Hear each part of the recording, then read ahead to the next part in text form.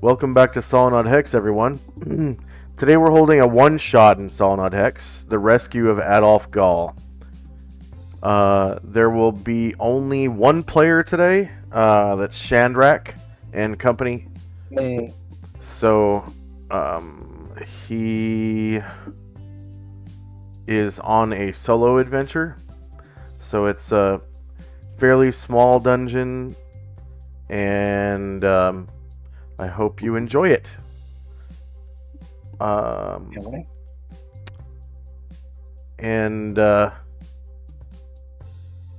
let's see.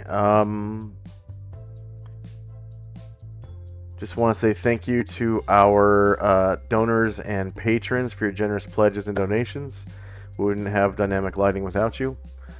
And Shandrak, go ahead and give yourself 448 points for showing up on time. Today would have been session 448.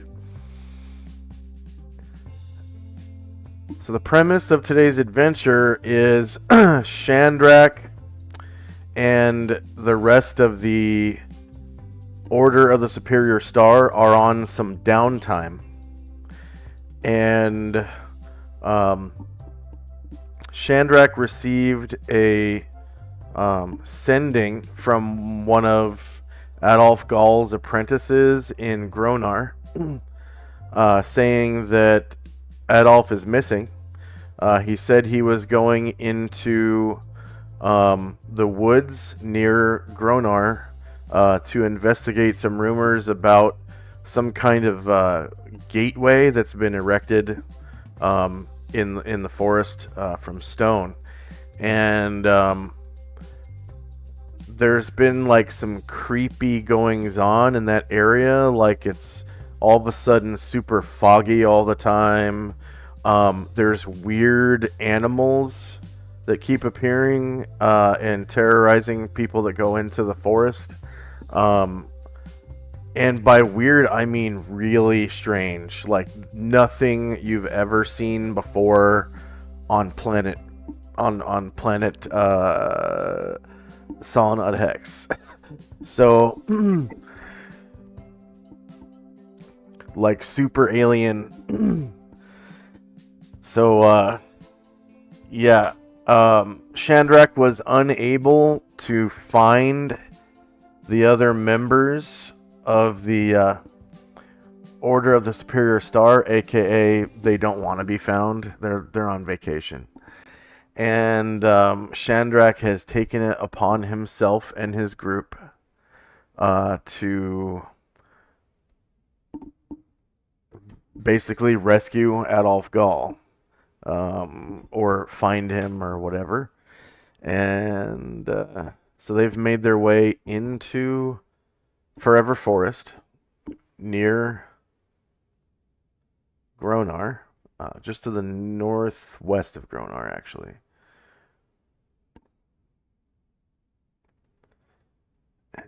And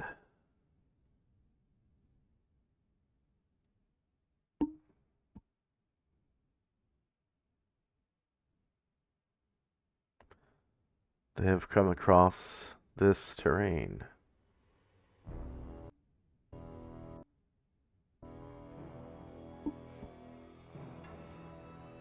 Ultra foggy, vines everywhere. It's overgrown. And up ahead,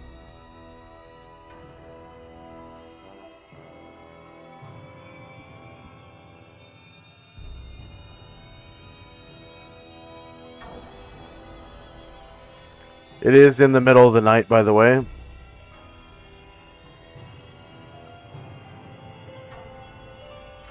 Up ahead there is a gateway of sorts.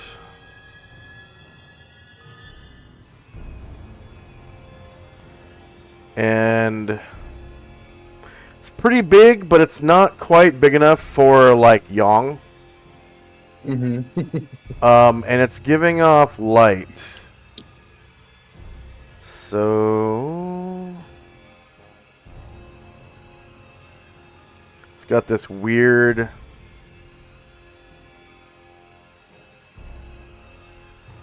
like blue glow to it.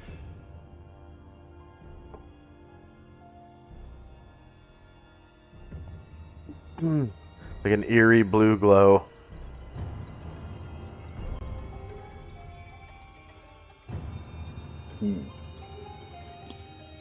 And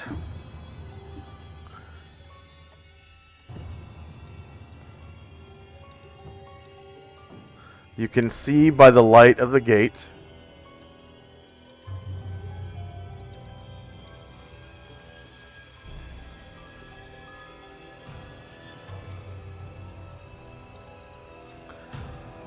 that it has a guardian.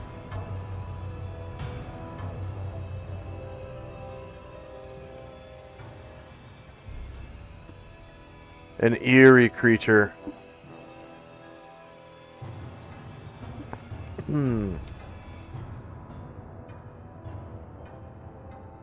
I make out any details from here? Yes.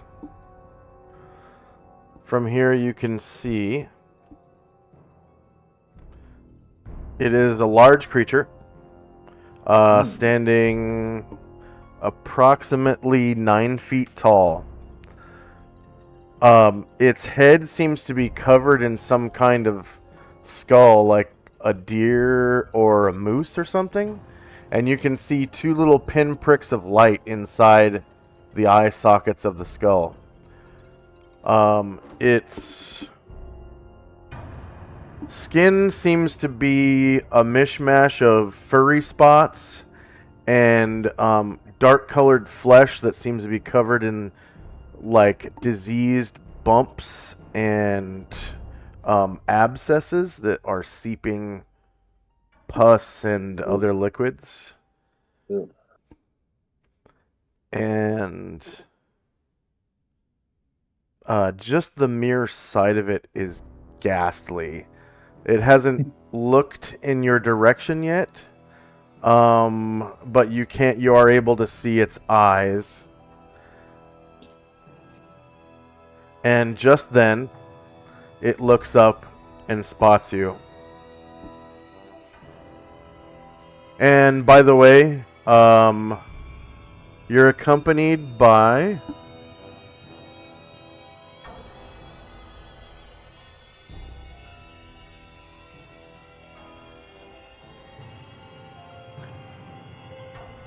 Luther Crucible, who was like visiting you at your safe house in Gronar at the time you received the sending. And he agreed to, come with you and accompany.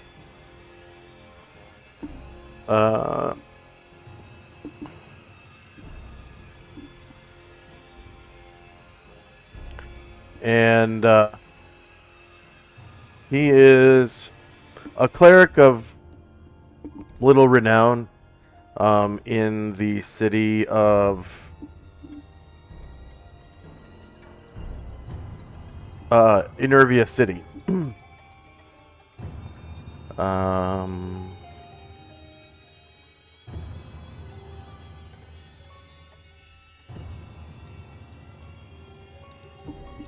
And you should be able to... I'm going to take him out of your journal for a minute, just so you can't take a look at his actual...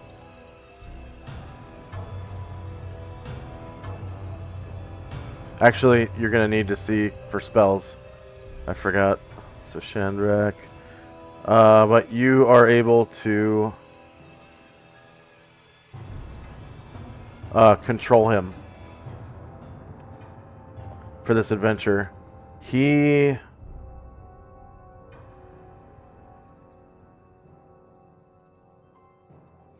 a level 8 cleric of Motivus. He's lawful good. He wears field plate +2. He has a large shield +1. He wears gauntlets of ogre power. And he has A footman's mace +4, and a maul hanging from his belt. So a maul is the size of a sledgehammer. It has a large striking head like a sledgehammer. The combat version of it looks like a meat tenderizer almost.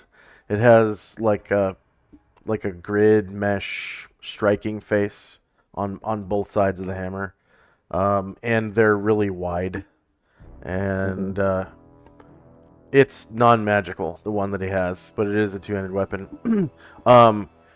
He can't use the footman's mace while mounted because it's too unwieldy, and he can't use his shield while mounted either. So he really needs to like dismount to be able to fight. Luckily, he's proficient at horsemanship, so he's able to ride, dismount, and then like perform first aid or something, and then the next round cast a spell to heal people. All right. So you should have control over him. And this creature seems to be waiting for you. It's just kind of looking in your direction. And so then looking at me now, but it is. Well, it as soon as it sees the rest of your group, because it sees you out front, and then as soon as it sees the rest of your group, it does begin acting hostile, and it comes at you, moving very quickly at a speed of 24, which is that of a light warhorse. Very, very fast. Oh, wow. It seems to move on all fours. And we are now in initiative phase.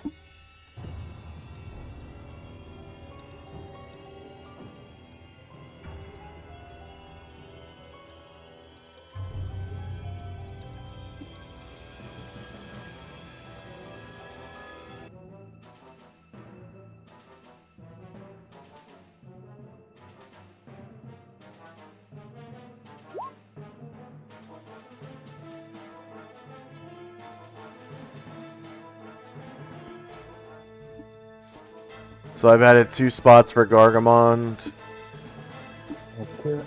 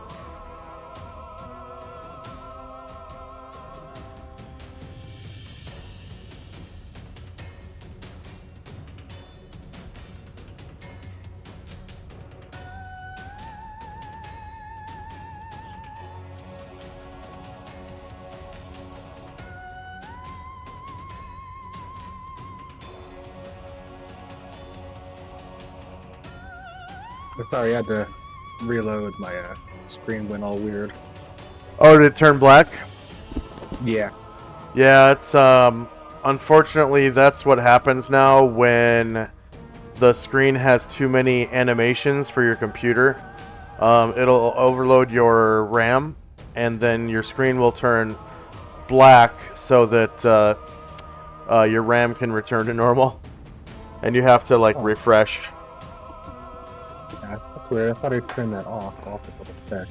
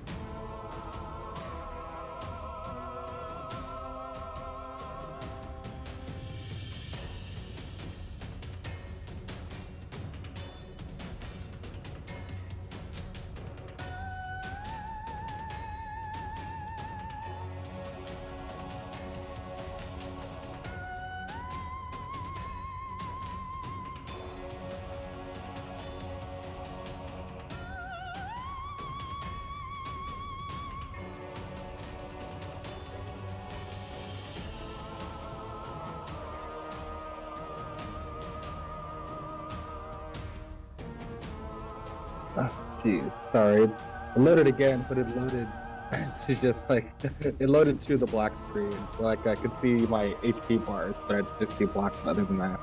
Okay. I will turn off. I need to restart my computer. Okay. I turned off the map animations just in case that was what was causing it. It was like a bunch of fog rolling through. Mm-hmm.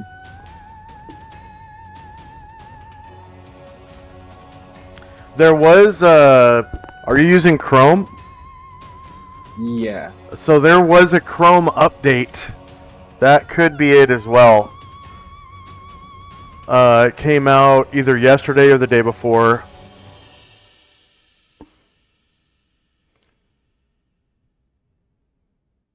And Chrome updates are really fast. Like you just click on the little icon, and it closes your windows, and then it opens back up automatically, and the update is there. It only takes like a couple seconds.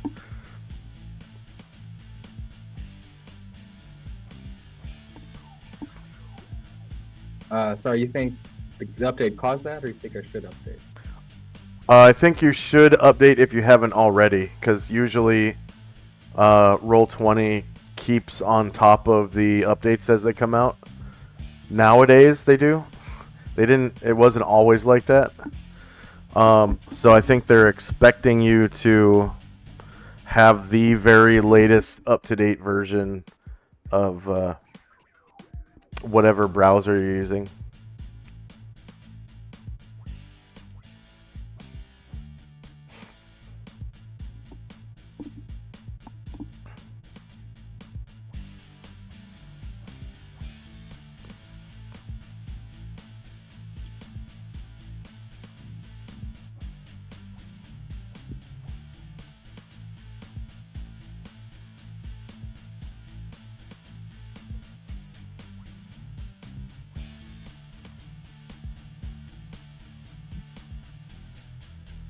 Oh yeah, sorry, my computer's acting real slow. I'm just gonna restart, turn it off, and turn it back on real quick. Okay.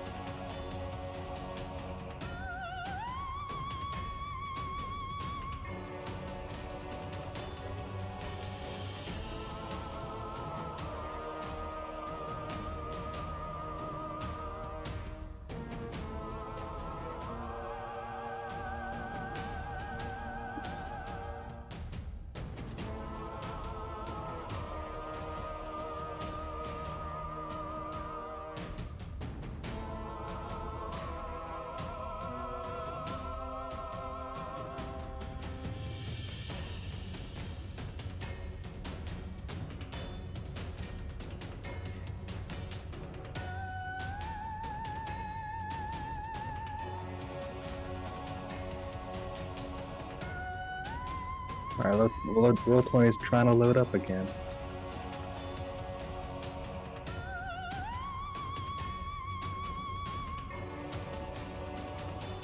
Did you update your Chrome? Where would I find that? In the top right corner, when you open up your Chrome window, next to your Google account icon, there'll be a little thing that says, when you hover over it, it'll say Chrome update.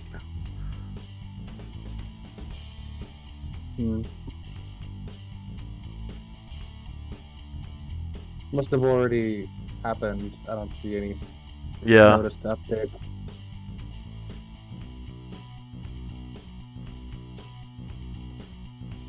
Okay, there we go. Is everything running normally? Yeah, so far so good. Is the music skipping at all?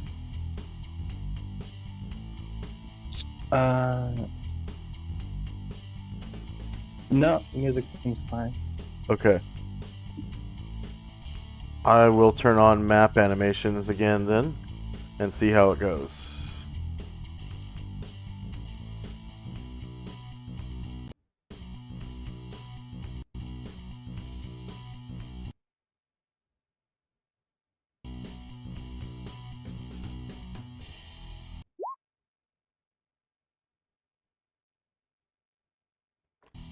Now it's skipping on my end. So I think I'm going to keep map animations off. And we'll just use the token animations.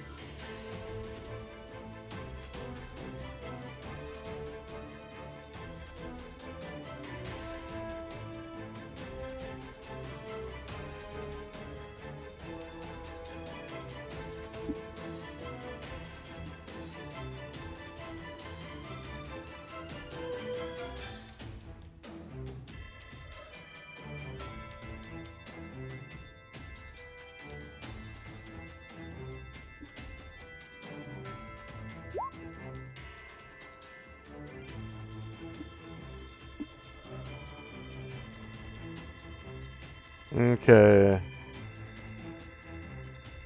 And then we're just waiting for the Bard, I think. Yeah, rolling that up.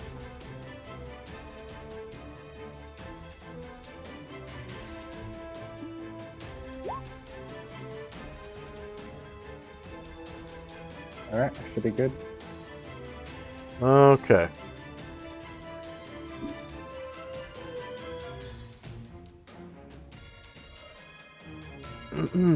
So time now is 2:26 a.m. September the 22nd, 11 AE5. First up is Gargamond astride Yong. And Gargamon rides 4.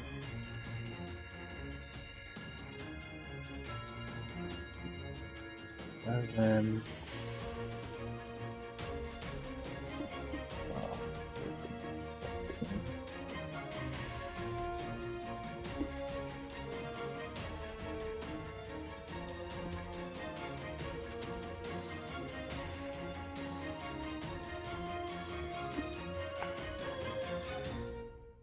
18.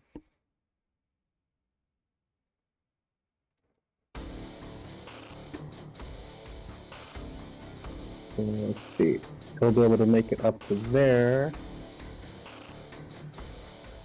And yep. Still out of Gargamon's range, but he is ready and waiting. Your reach begins at the very front of your mount. So if Gargamon has a reach of 3 squares, he's able to reach the target.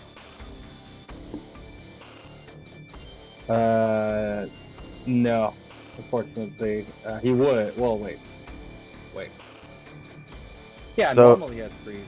like I free- said, your reach begins at the front of your mount, which is right here. Oh, okay. I was a square behind. Oh, perfect then. Yeah, charge them all and start hacking.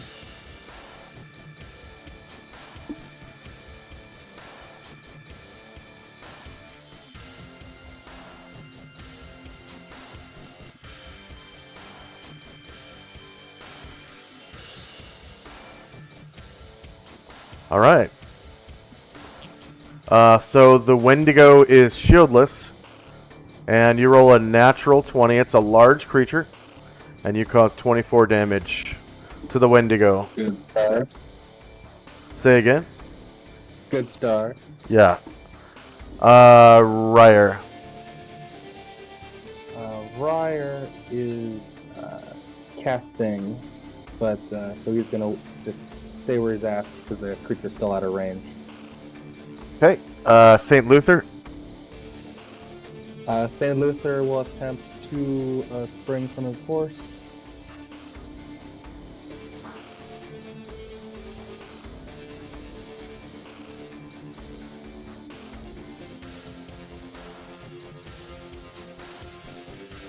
Nice.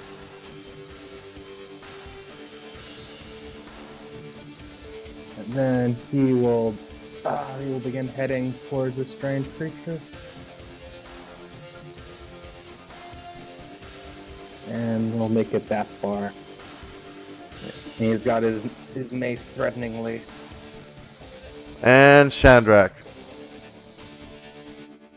Chandrak also attempts to leap from his horse.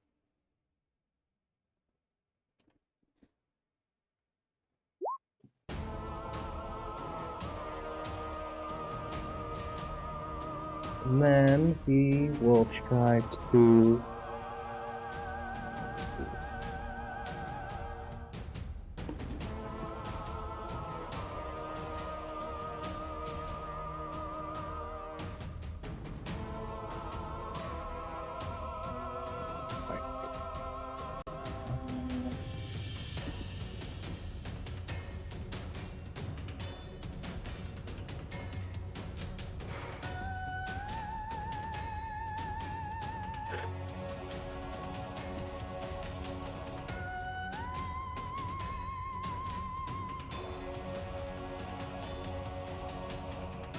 Yeah, he will make it behind that tree and attempt to hide in shadows.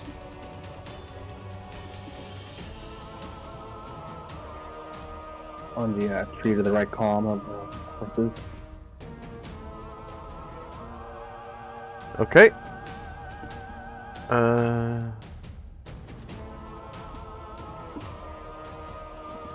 And Erdrin.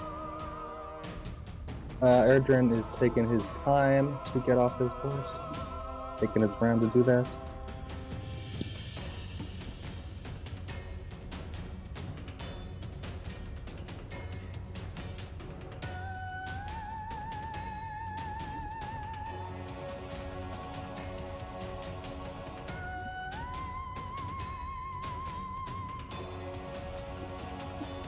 You said he's taking his time to dismount?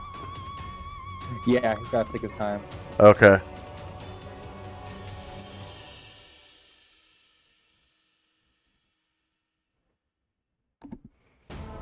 And the Wendigo runs right up to Yong and starts shredding away.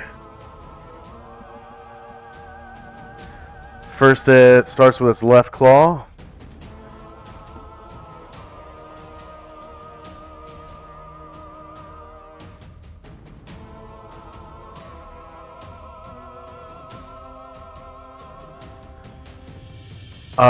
Yong is shieldless. Rolls a confirmed crit for 13 damage against Yong.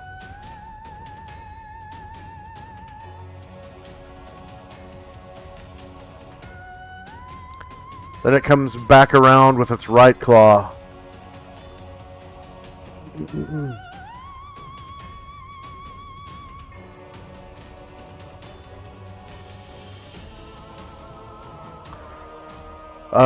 See, -1 versus AC 5 hits for another 10 damage to Yang.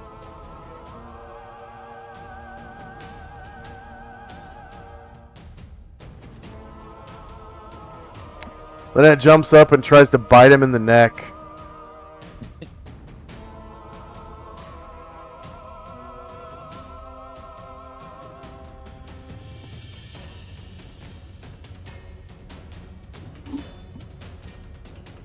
Another confirmed crit with the bite, scoring 13 damage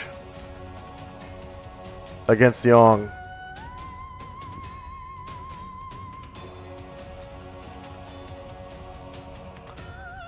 Now that the DC is right up on Yang, can I have Yang do its attack routine? 1 second.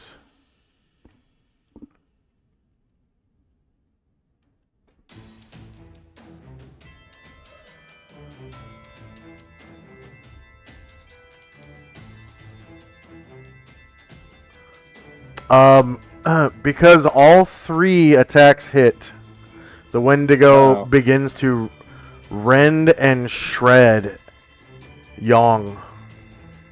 Mm-hmm.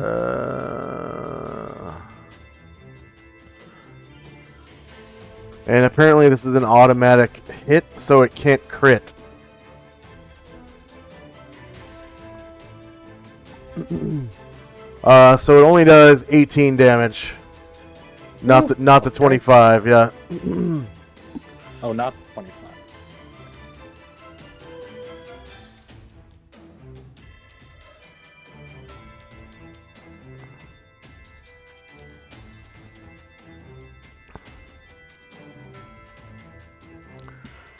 And then Gargamond. Alright. Can I do Yang's attack routine? No. When Gargamond is riding, when you're riding a mount, the rider can either do its attacks, or you can allow the monster or the mount or whatever to do its attacks, not both. Okay.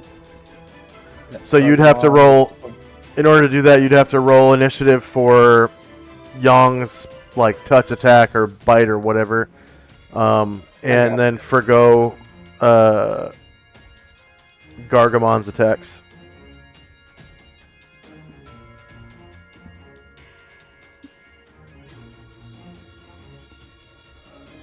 All right, the Wendigo is shieldless. -11 beats AC -3, causing 13 damage to the Wendigo.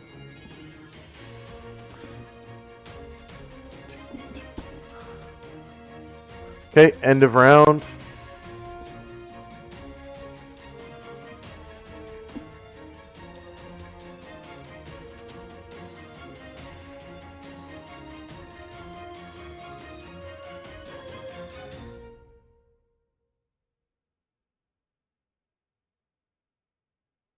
Oh, and also,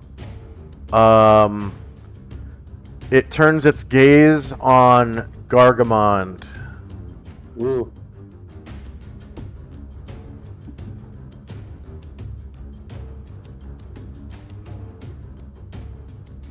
So he has to save versus paralyzation or be affected by the fear spell for 13 rounds.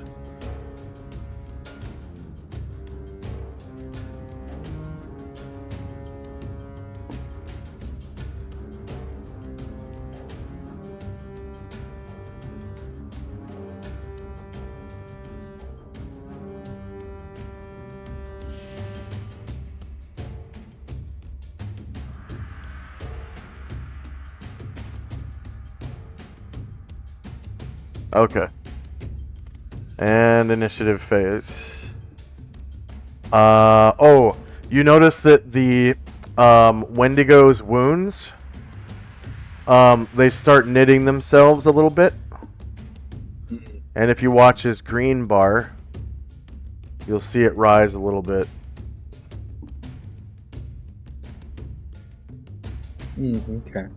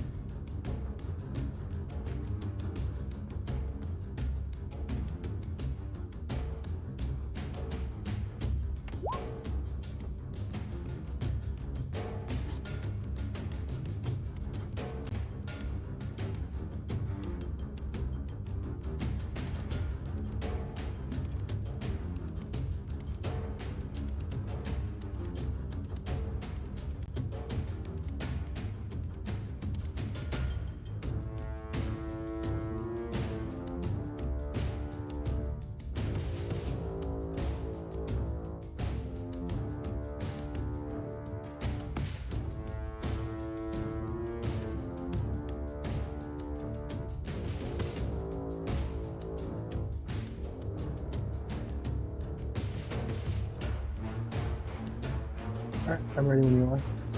Okay. First up is Gargamond with that. I must halberd. Wait. Yeah, the halberd +5, yeah.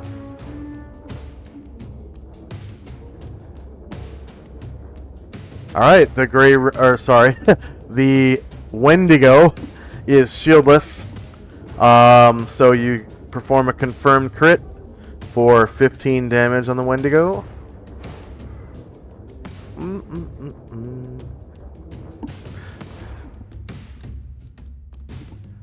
Alright. Shandrak. It looks like Shandrak begins to featherfoot his way close as he can get, but not quite close enough.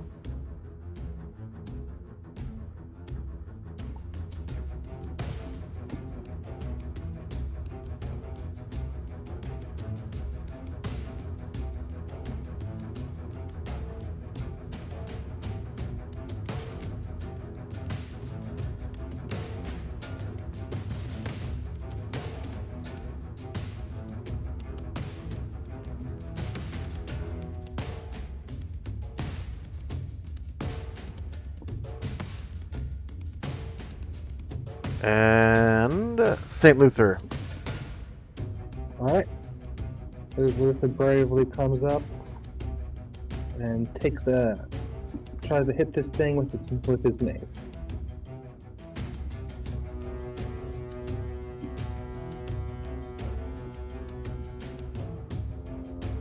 Alright, so you pass right through threatened square.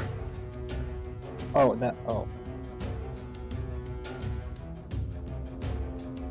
Can I just stop there? I didn't see if that was, yeah. Alright, so you are basically directly under Yong's face, which is fine. I'll put Yong to the back.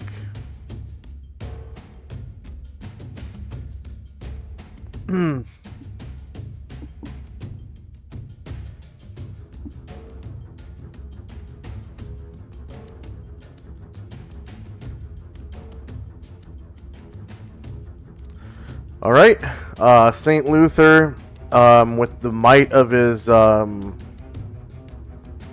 gauntlets of ogre power, swings that footman's mace +4 as hard as he can, striking the Wendigo at -4 versus AC -3 and hits, causing 11 damage to the Wendigo.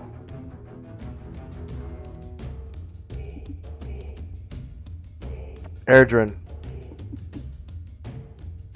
Erdrin runs over, and now he will hide in shadows behind this tree.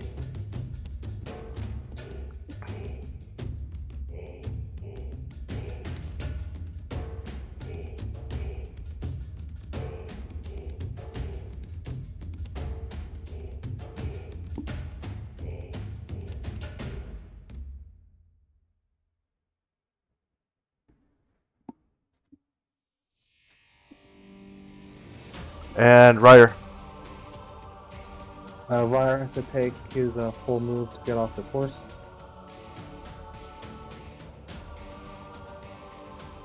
Oh yeah, he's not a proficient horseman. Okay. So the Wendigo is going to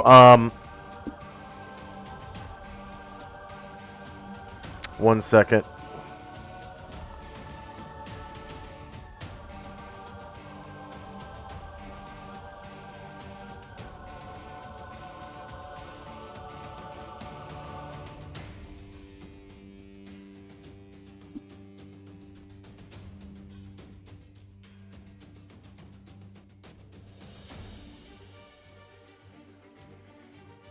The Wendigo is going to set his gaze on the front rank, which is actually Luther and Yong.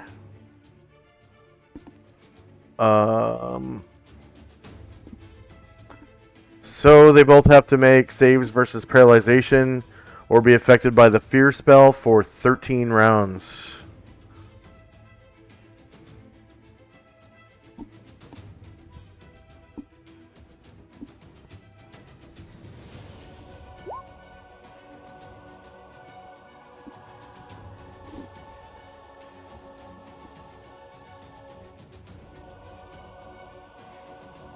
Nice.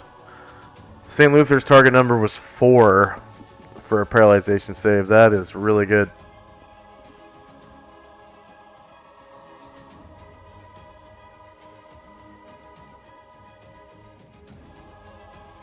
And Yong's was a 3 and rolled a natural 20.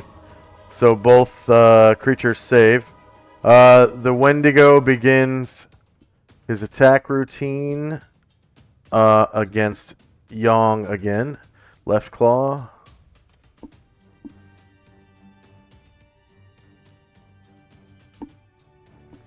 -2 beats AC 5 as Yong is shieldless. Yong takes 8 damage from the claw. And the Wendigo attacks with his right claw.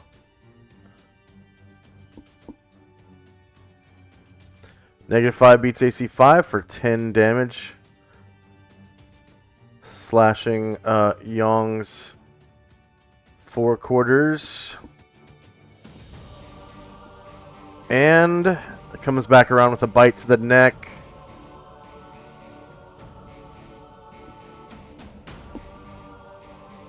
Two versus AC 5 still hits, causing 16 damage to Yong.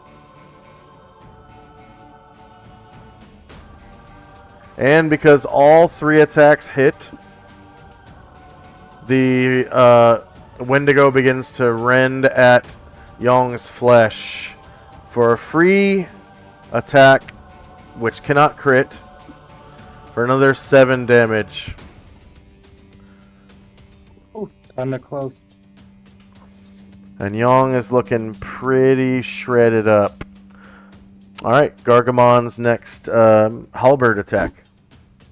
That's right.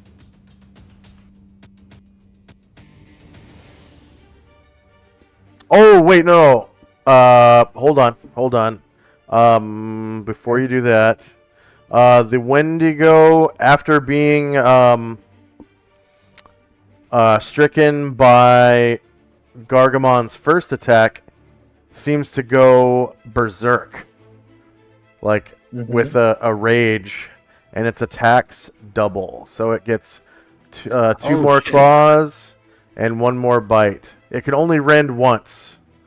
Okay. But it gets 2 more claws. So left claw against Yong.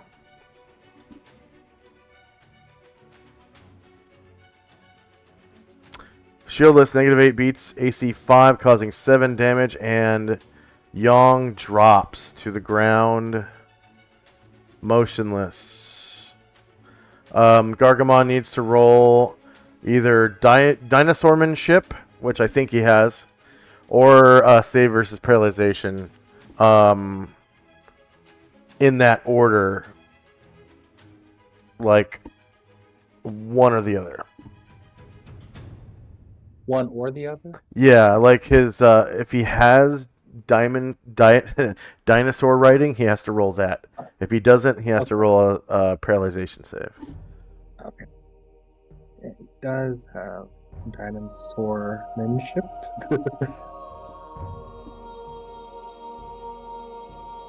Ouch. Okay. Yong is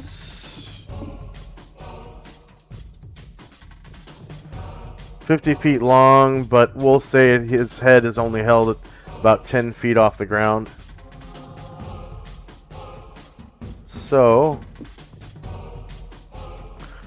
Gargamon takes 1 damage as he falls prone to the ground. Okay.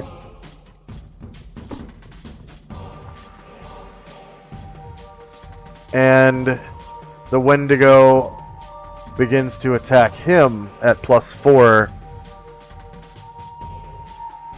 with his right claw.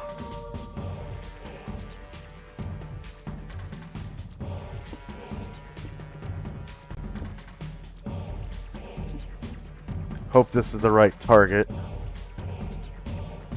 Yes. Okay.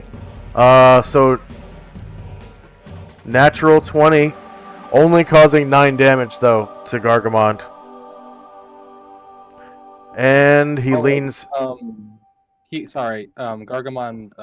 Has stone skin. When I left this morning, he would have stone skin. Yeah. Okay. Would that count for the falling or no? Say again. Does that take one off for the following? Or is that just? Yeah, falling damage does. Yeah. Okay. So that'd be 2 charges. I think. Why don't you go ahead and roll roll the template with the full version. Okay. And then what level is the caster? 12 now.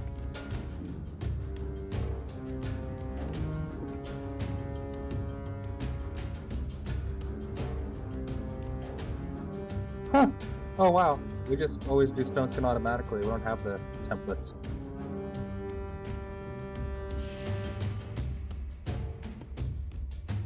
Whoops.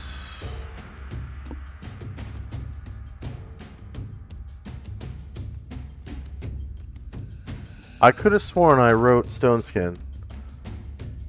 I think it's because it's probably one that's for the DM. I guess players shouldn't roll that or something. But yeah, I don't see it in the wizard's level 4 list.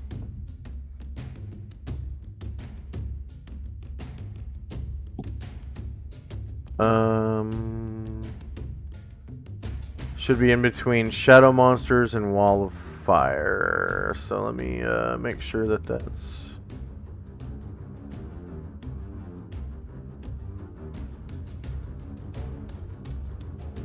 I just didn't add it to the list.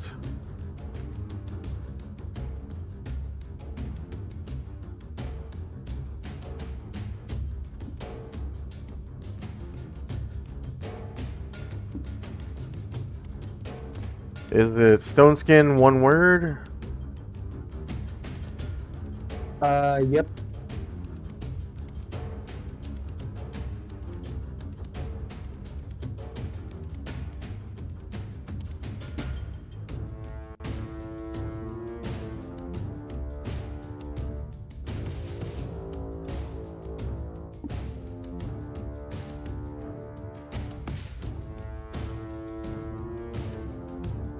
Okay, so go ahead and re-roll the spell list, and it should be on there now.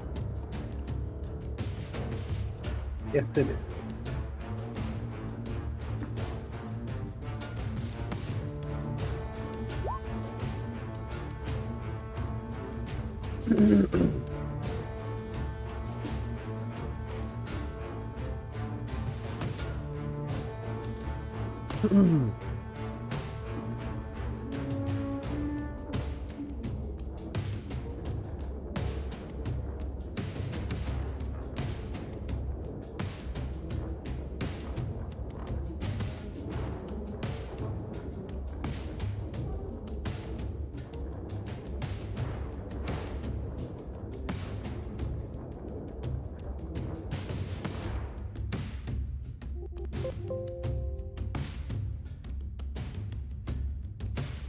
Okay.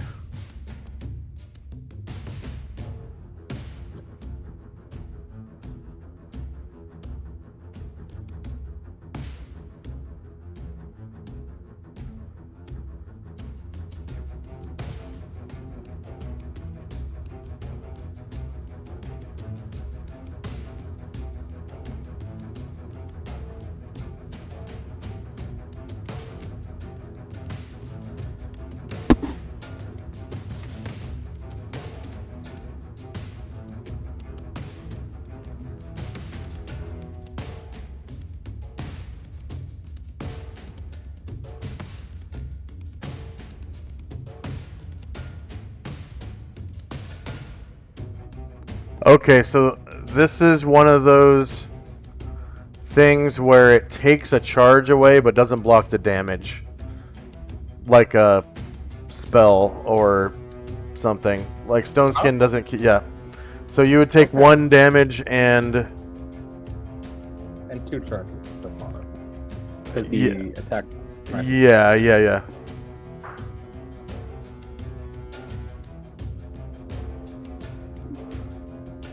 Sounds good. So falling takes a charge, and then the right claw, and then the bite. So that's actually 3.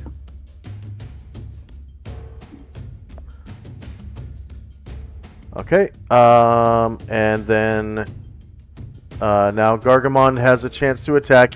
Even though he's prone, he can still attack at -4 if he wants to, or you can spend a half move. With a successful dinosaurmanship check, I would have allowed. Actually, go ahead and roll a second dinosaurmanship check to see if you could, like, get your full movement. You know what I mean? Like, so you'd be able to stand up and then get a half move. Okay, so you're able to stand up at least if you want to by using a half move action, and then you still have half a move and your attack. Oh yeah, yep. I will stand up, and then he'll just stay right where he's at, and get nice, close, and personal with his halberd. Okay. Alright, -9 beats AC -3, causing 16 damage to the Wendigo.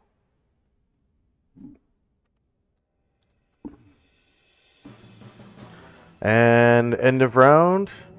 The Wendigo slightly regenerates. If you keep an eye on his bar, you'll see it rise ever so slightly. And we're now in initiative phase.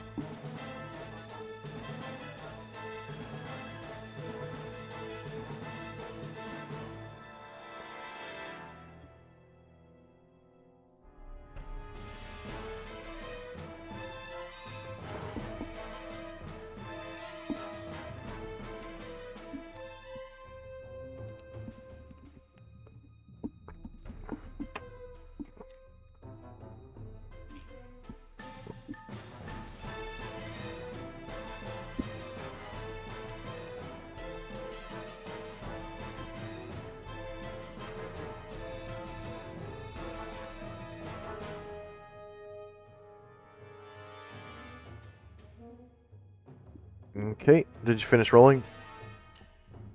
One moment.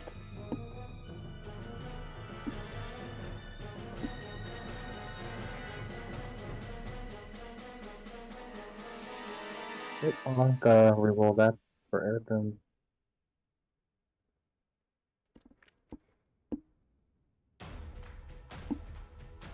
Alright, now I'm good. Okay. Oh, called shot. Okay. Very nice. Alright, here we go. First up is Gargamon. Alright, keep at it.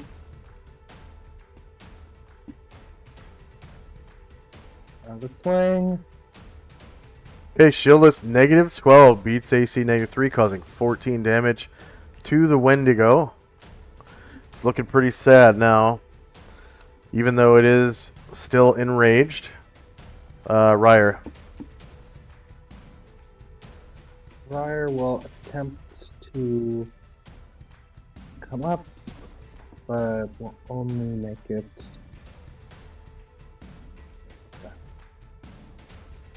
I'll try that again.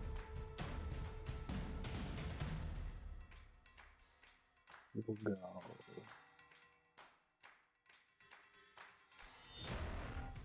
There we go. Yep. So he will make it and end up behind Luther, and that's his. Yeah, that was all his movement, so that's all he's doing. All right. St. Luther. All right. Another swing with that mace.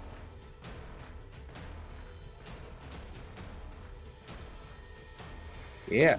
All right. St. Luther swings with all his might, rolling a natural 20 and striking the Wendigo for 15 damage. If you see his green bar, it's looking really sad now. And next up is the Wendigo. It now has 6 attacks. If it lands 3 of them on any one target, it will be able to rend their flesh. So it's going to do all 6 attacks against Gargamond, and all 6 of them are blocked by Stone Skins, and he doesn't get a rend attack this round. Okay, Erdrin. Erdrin will move silently a little closer.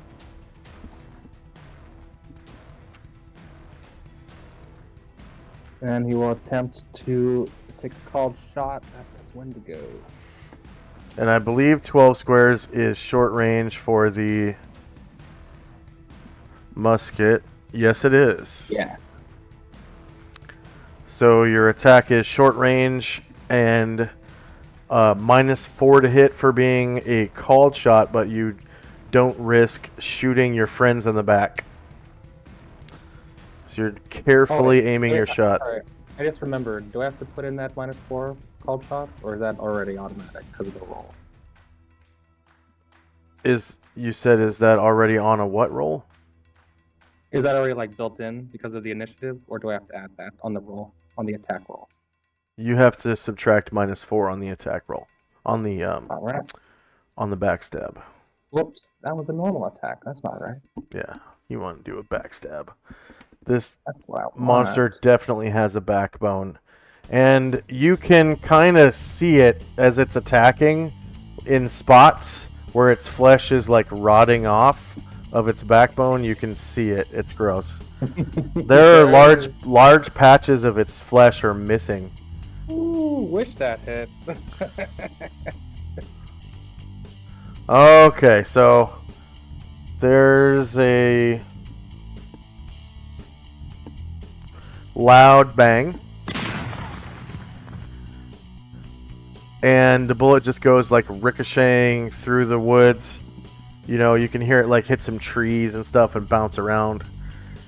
And that is a miss, and Erdrin is now visible. Next up is Shandrak. Shandrak, Featherfoot, makes his way toward the back of this beast and gets a more up close and personal backstab. Alright, yeah, you definitely get your backstab.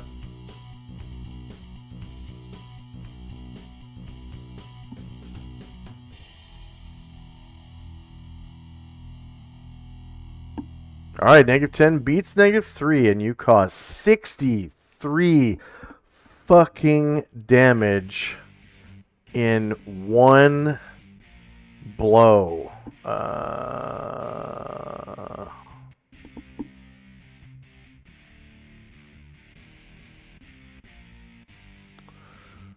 Let's see.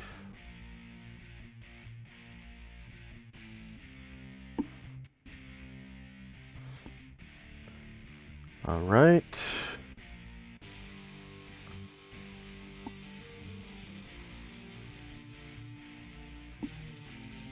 And it kills the Wendigo. Go and describe how you do so. From Luther and Gargamon's perspective, they're fighting this beast. Then all of a sudden, it just screams out, and just like blood just gushes out from its back. Yeah, unexpectedly. And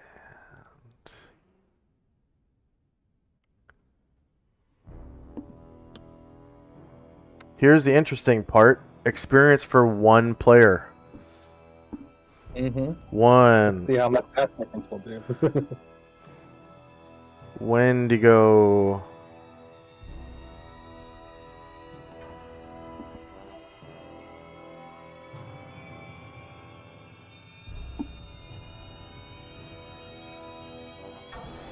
$19,000 points. Number of player characters is 1.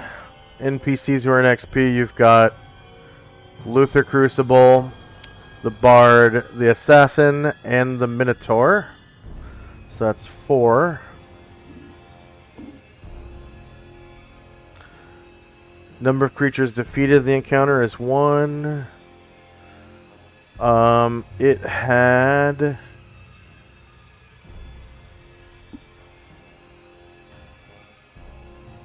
13 hit dice. Oh yeah, bring all that hit dice XP. Warriors and Bards is 2. Because you've got Gargamond and Ryer.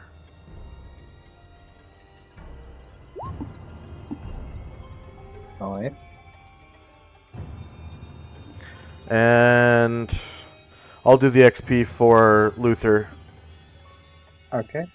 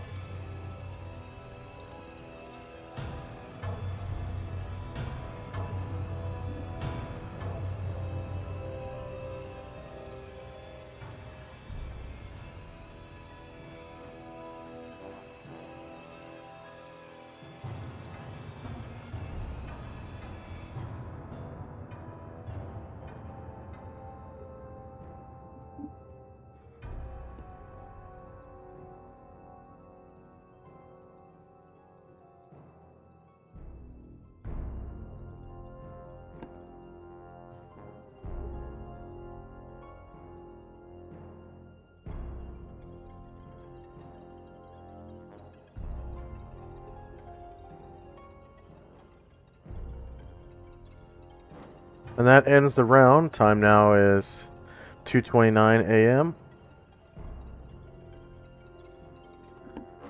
And we've been playing for about an hour, so I think we should take a 3-minute break.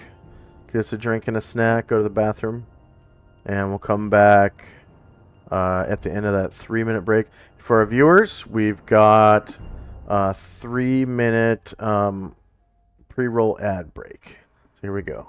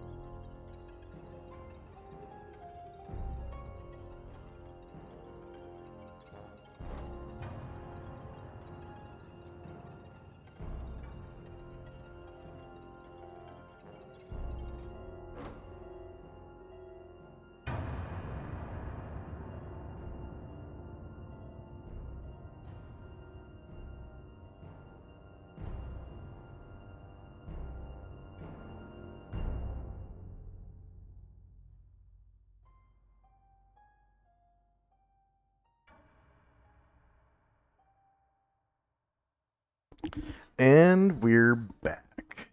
Over here. There's the music. Okay. Alright. So, Shandrak and Company.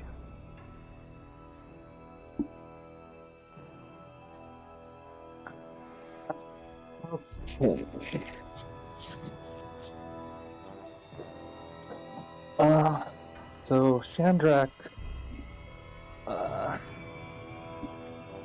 he will,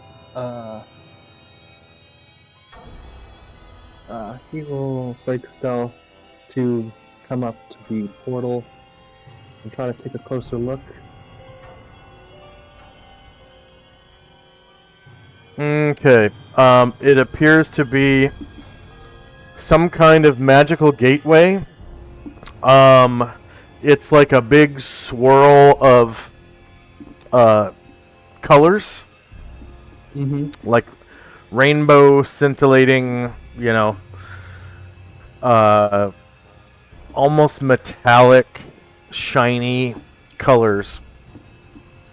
And the other side is not visible.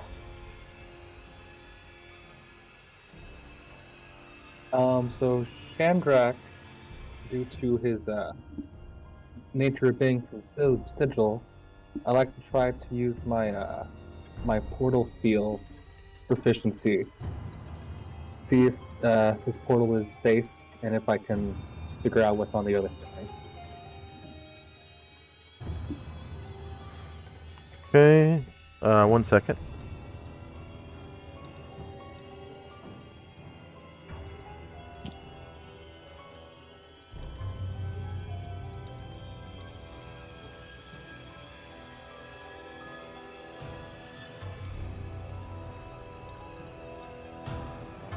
Alright, go ahead and roll your portal feel proficiency. That takes a check, right? Yeah, it's actually 2 checks. The first check comes at a -3. Actually, hold on, I have to double check.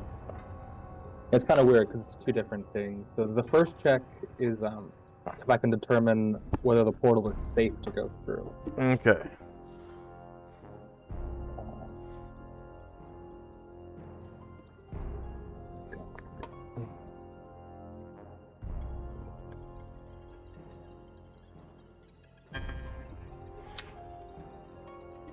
Oh, that would be something I'd have to roll then, I guess. Checks, proficiencies. Okay, yeah. So the first roll is -3. Shandrak intelligence. What?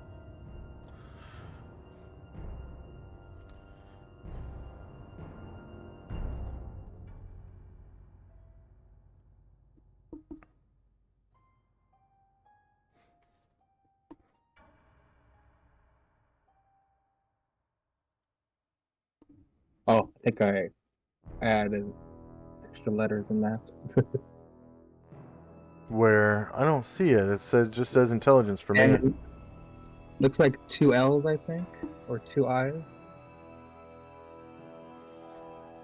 Yeah, but it's also saying Shandrak intelligence, which shouldn't be.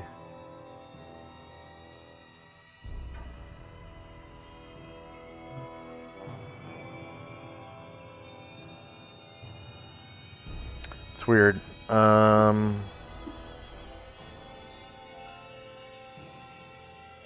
I'm not getting that error anymore.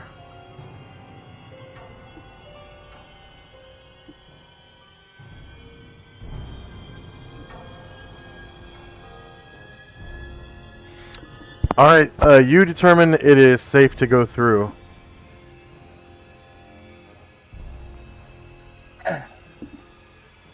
And And the -5 is probably to see what plane it goes to? determine the other. Yeah, it's let me just double check exactly what it is.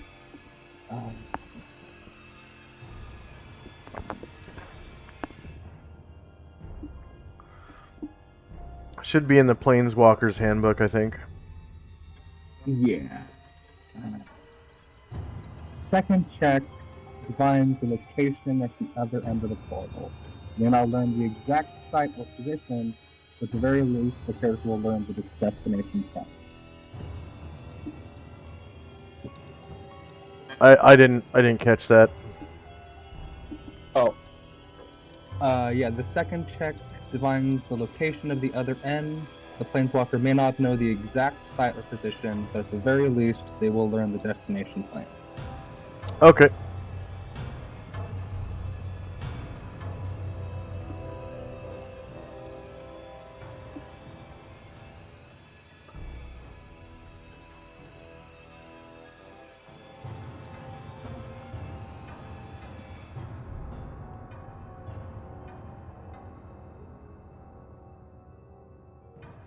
You determine that the destination plane is, in fact, in Solynod space, so in the prime material plane. Interesting. Yeah, Chandrak will turn around as let his crew know that. Like, well, we're not going to the Abyss at least. It's somewhere on the Prime. So that's a relief. Yeah, and you can tell that it's this prime. Yeah. Solynod space. So Chandrak's other people will start. They'll start just. Well, actually, no. The horses look like they can go through, can't they? The horses do look like they can squeeze through. They can. It's a squeeze, but they can get through. Okay. Yeah. Okay. Yeah. So Chandrak will be like,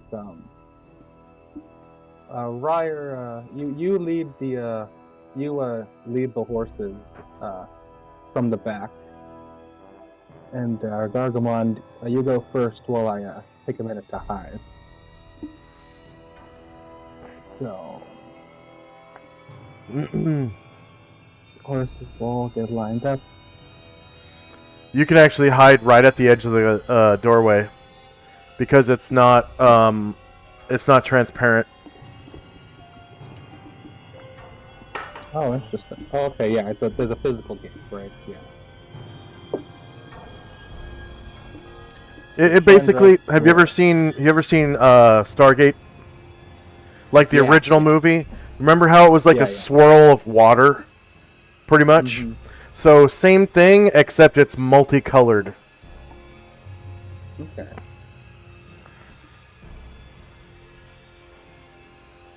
Oh, it does appear like you're supposed to go through the bottom side. Here, let me turn the gate around. Sorry. You're supposed to go through this side. Like it actually faces north. Okay. So I am behind the gate though, right now? Yeah. If you were to stand right in front of it, where the entrance to the gate is, you would be able you'd still be able to hide. Because there are no enemies, present technically, because they can't see through the gate or the doorway. Chandrak and Erdrin will flank the gate, and each one hide in shadows. Okay. And Erdrin will also reload his gun.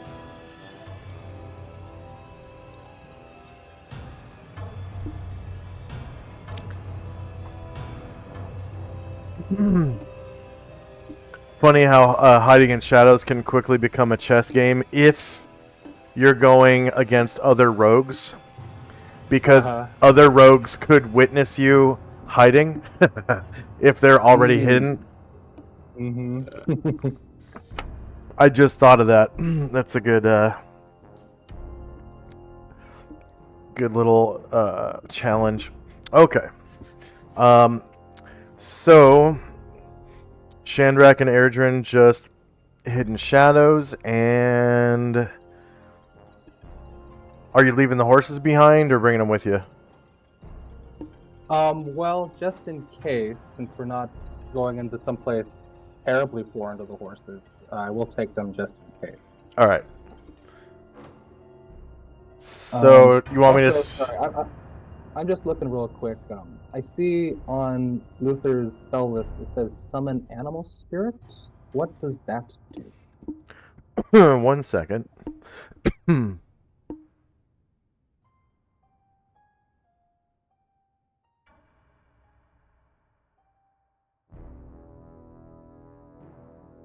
Priest 3.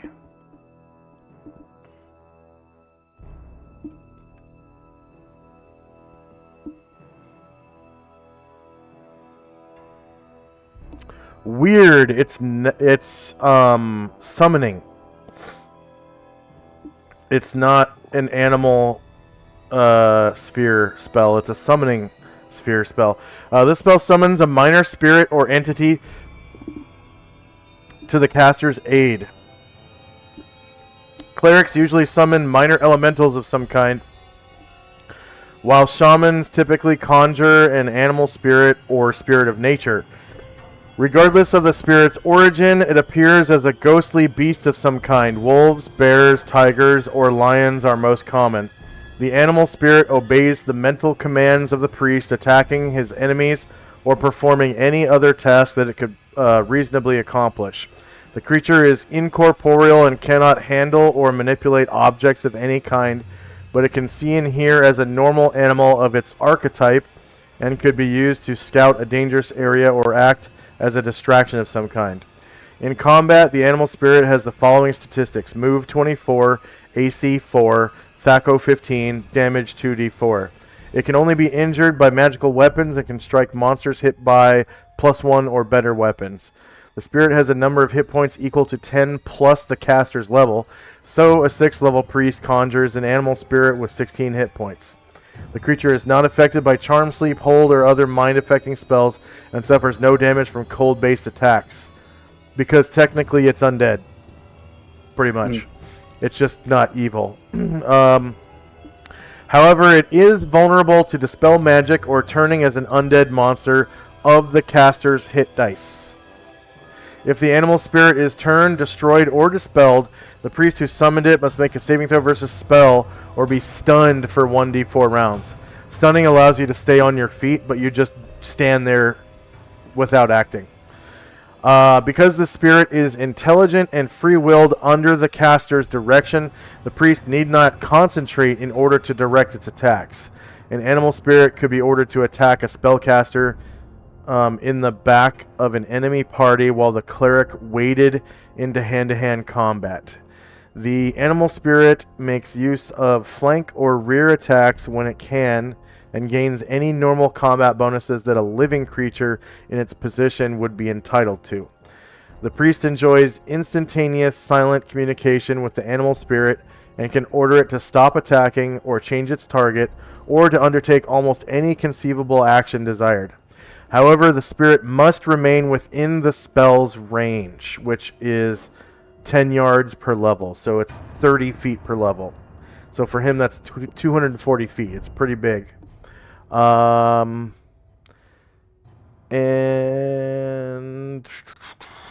if it is ever more than 10 yards per caster level away from the priest, it dissipates harmlessly, of course, because it goes outside of the AoE.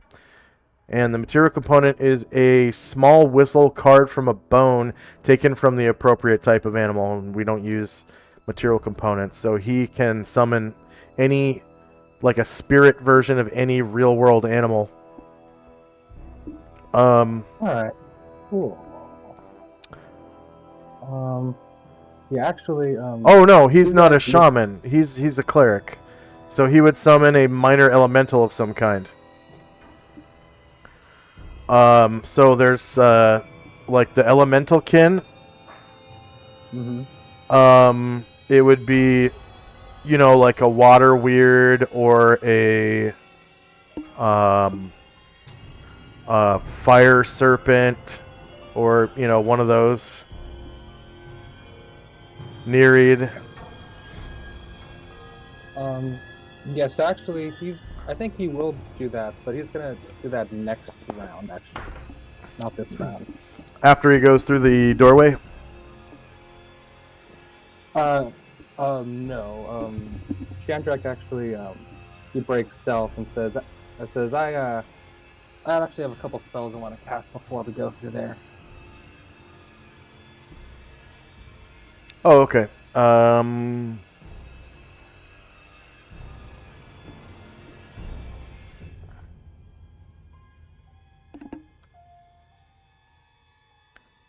right, so Shandrak and Company. Yeah, so first up, Old Reliable. We got one Serious Fighter, so Chandrak cast Enlarge on Gargamon. Oh, okay. With the staff, right? Yeah.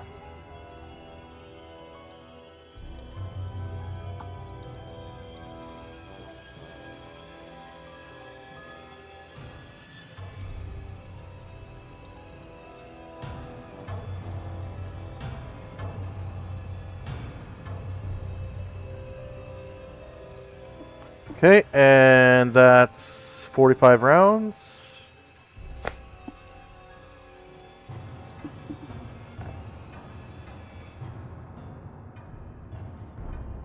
And any other characters want to cast spells or do anything? Aaron is just gonna take a look at this the creature we slain, the Wendigo. Does it appear to have any items on it or any sort of uh you know pouches? Um. Whoa, where did it go? Oh, there it is. Okay. Let's see.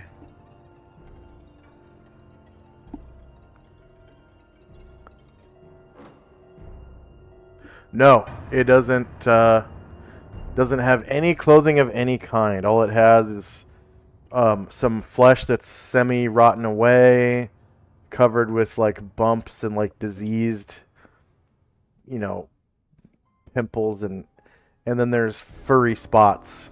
It kind of looks like if you had like shot a deer and left it there for a couple of weeks. You know, like um, Yeah. scavengers would come up and like eat parts of it, and like bugs would start eating away at its flesh and shit. That's pretty much what it looks like a deer that has been murdered and left to rot for a couple of weeks. All Like right. not even skinned, just shot and Just left. left there. Yeah. Yeah. Okay. Yeah, I didn't think so. Ryer, though, he will unsling his guitar and attempt to rally us. Okay. +1 to hit. Yeah, +1 to attack rolls. Yeah. Ryer, rally, +1 to hit.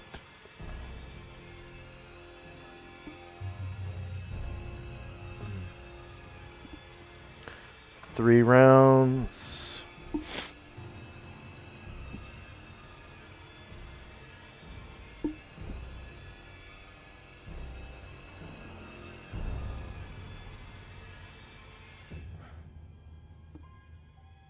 I wonder if I can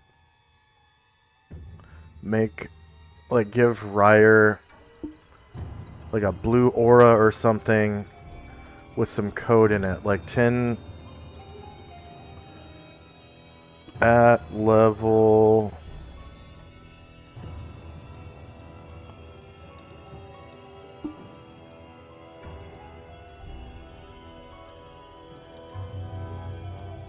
It's basically 10 feet per level, right? All of his sound stuff. Yeah, yeah. At 120 level feet, so 10 feet per times level. 10.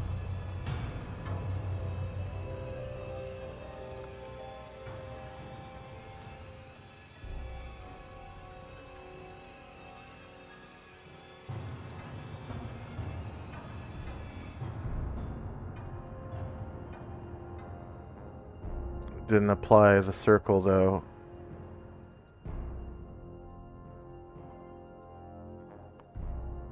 No, I guess you can't do that.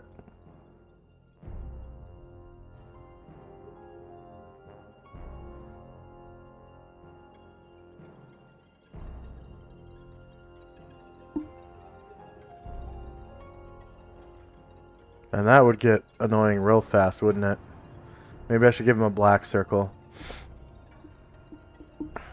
Or no circle. I'll just delete it. Whatever.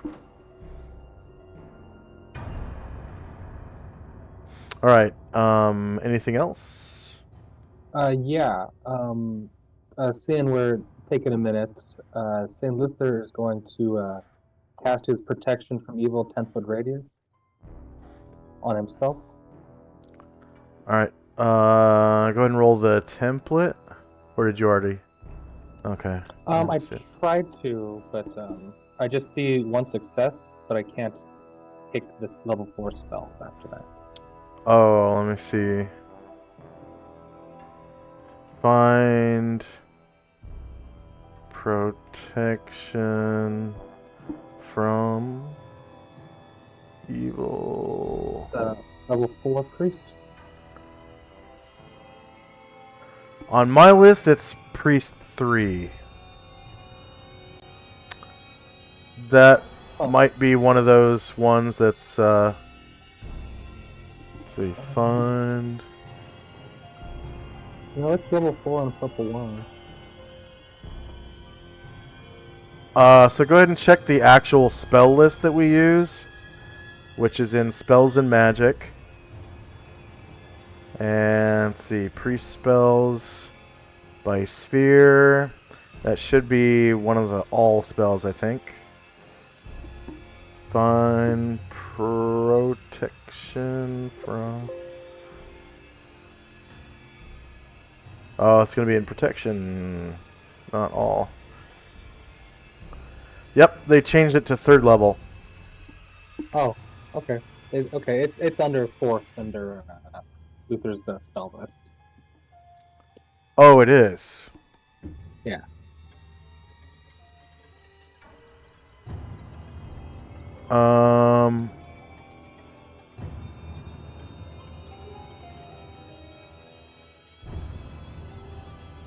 Okay, I see what happened. So we've got. We'll cover up summon animal spirit with protection from evil 10-foot radius, and we'll give him another cure serious wounds. There we go. All fixed. All right. Let's try that again.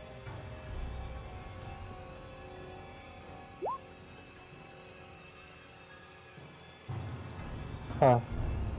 That's weird. I don't know what it is. Maybe it's just because I've never cast a priest spell before. But I just go to the list. I press priest 3, and it says 1 success, but then it doesn't give me the options of the level 3 spells. 1 second.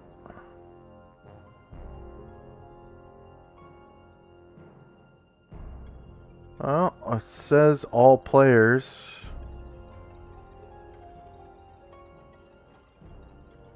Let me see.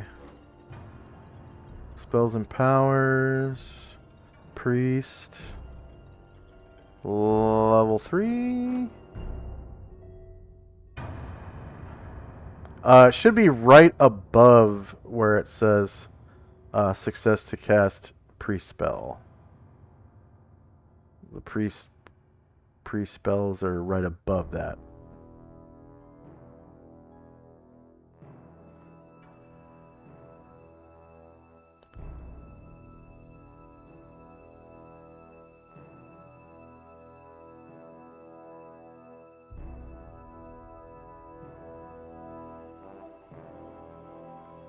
I just want to make sure.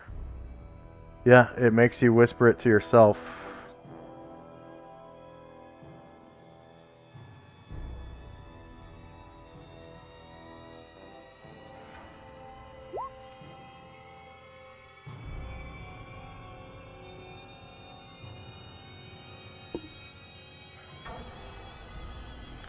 Okay. St. Luther casts protection from evil 10-foot radius as a level 8 caster, so I'll give him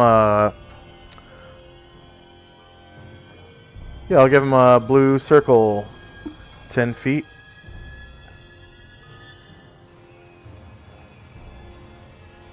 And Luther, protection from evil, 10 feet. Add.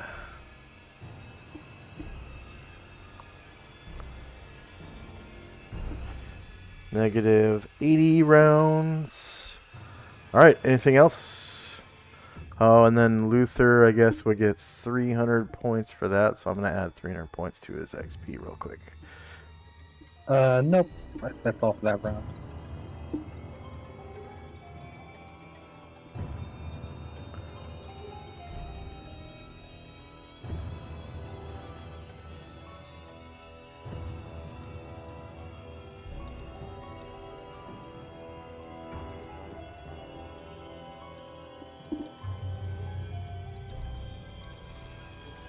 Okay.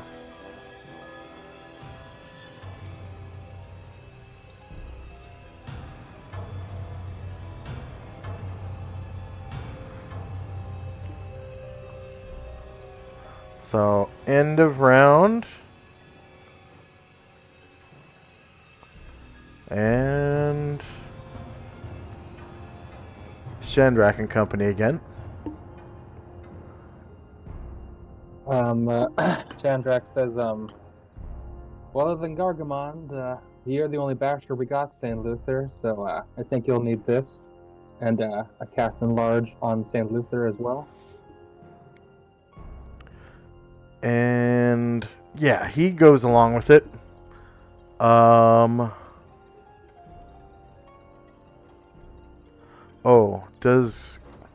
How tall is Gargamon when he's enlarged? Does he become a huge creature? I can never remember. Yeah, he does. He's a little over 14 feet. Okay, so he's occupying 4 squares now.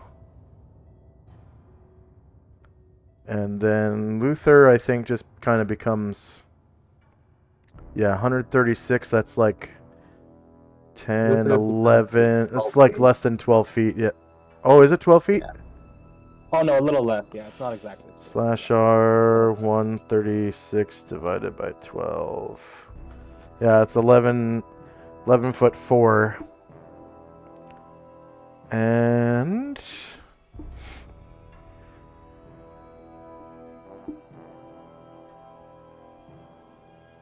Shandrak, staff. Enlarge on Luther. And that's negative 45 rounds.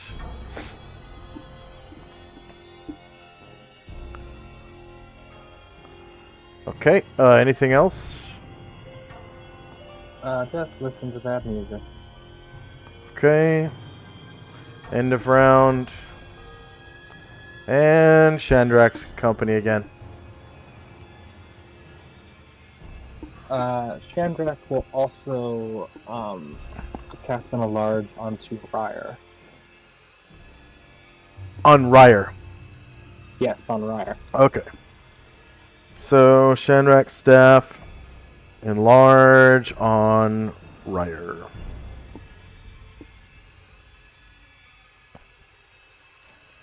And that's negative 45 rounds.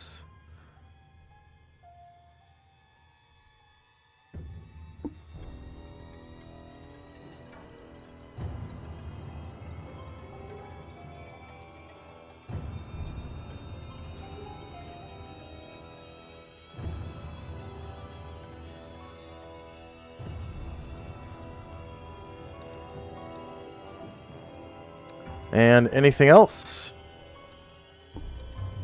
Nope, that's all this round. Okay, I'm just going to reorder since we have some timers now. And then whatever comes up on top, I'm going to subtract manually by 1. Because that would be the end of round. So that goes to negative 77.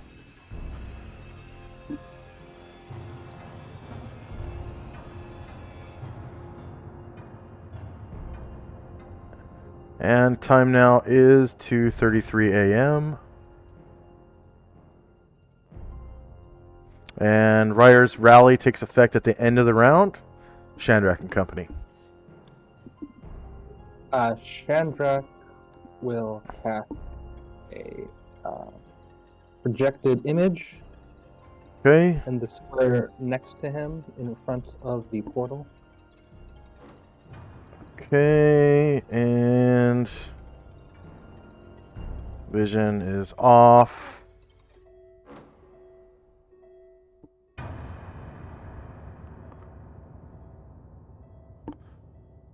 And of course, it doesn't have. Well, I'll just leave its markers there, but I will put. Oh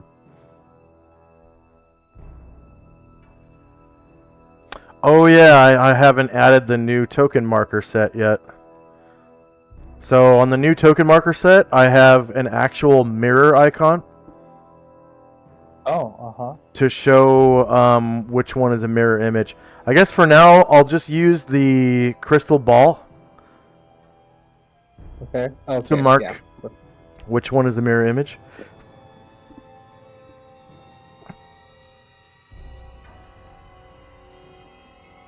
Whoa! Young disappeared.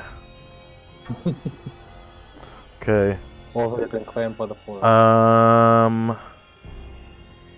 I guess I could do undo.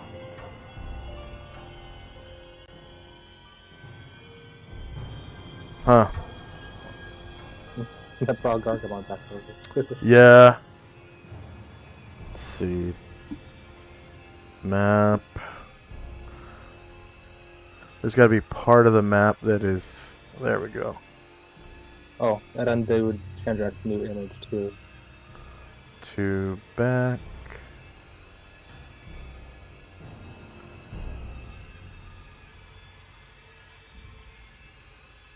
There we go. Okay, so I'll redo the mirror image.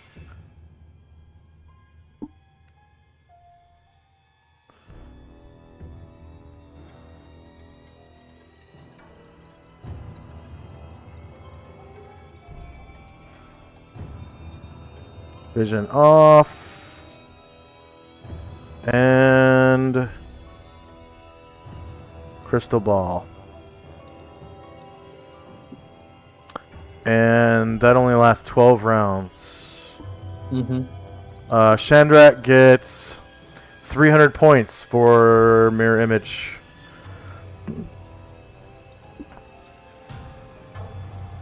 What level is limited wish? Level 7. Yeah, that's an important spell. Holy shit. That spell is so good because you can use it to take the place of any spell. I think it's of lesser level. It might be equal or lesser level, but I think it's lesser. Any spell level below 7, which includes the heal spell from priest. Yeah. Yeah.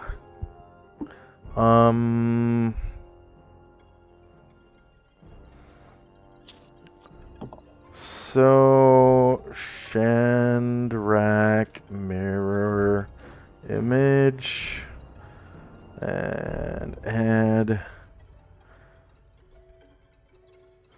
and -12, and then Ryer's rally lasts for how many rounds now? 12? Yep, the same. 12. Okay. So, anything else for this round? Sorry, I just want to make sure Gargamon's kind of eyeing the portal. Does it look like he'll be able to squeeze through? As a huge creature, no, unfortunately not. But because you are the holder of the staff, you can dispel his enlarge. Yeah, Shandrak, after taking a more careful look, is like, yeah, sorry, buddy. Hopefully, when the other side through, we won't get immediately attacked by more of these things, and I'll strike him back. Okay. Boo, boo, boo, boo, boo, boo. Just like in Rampage, he just kind of like. I don't know if you ever played the Rampage games. Yeah.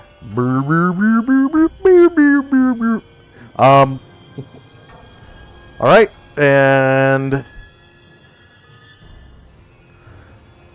And yeah, Chandra just says, just give me 1 more minute to hide, and then I'm ready. okay, end of round. I'm gonna reorder because we have a couple more timers now. And okay, that went down to 76. Okay. And time now is 2:34 a.m. And Shandrak and Company. And Chandrak will hide in shadows. Checks. These skills. Hide in shadows. Alright, anything else for Shandrak and Company? Yeah, Erdrin will attempt to move silently through the portal. Alright. Move silently, Erdrin.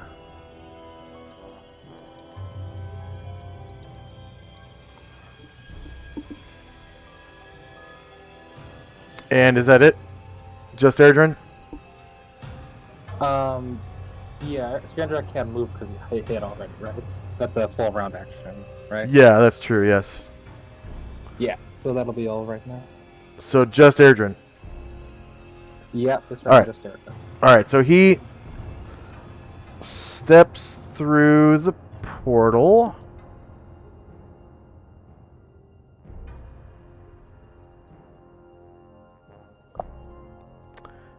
And let's see. Right there.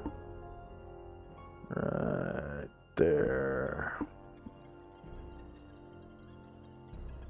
Oh.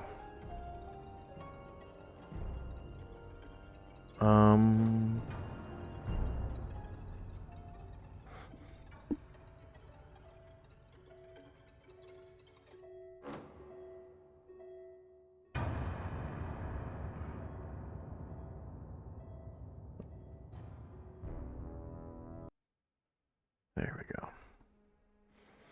All right, so he steps through.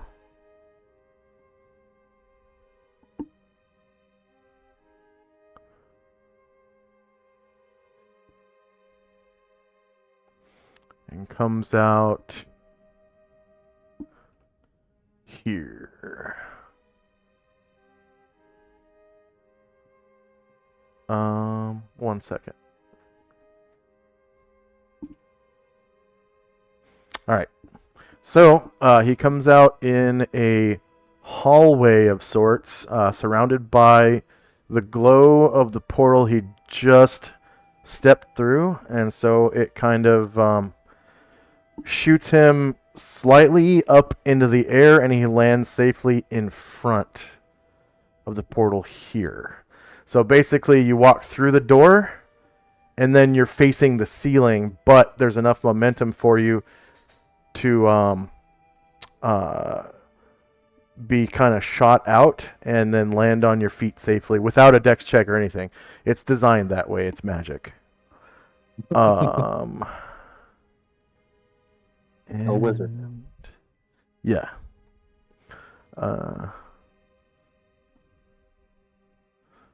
1 second.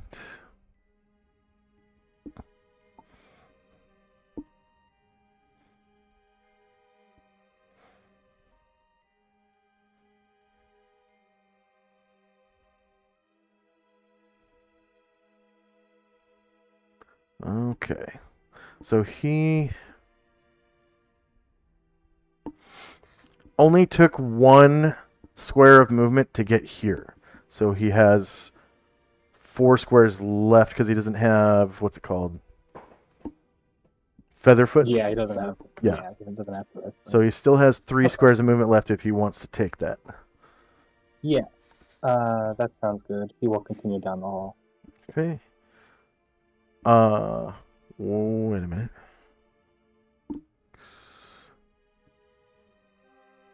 Three squares, 7.5 feet. Okay, that was wrong. I need to change the scale on this map. I didn't make this map. This is from a module or something. Grid cell distance.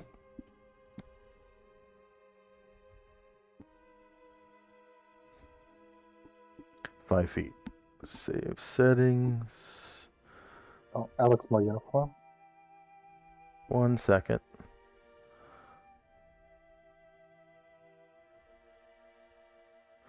Why is he so small though? Let's take a 3-minute break while I figure this out. Okay. This is very Okay. strange.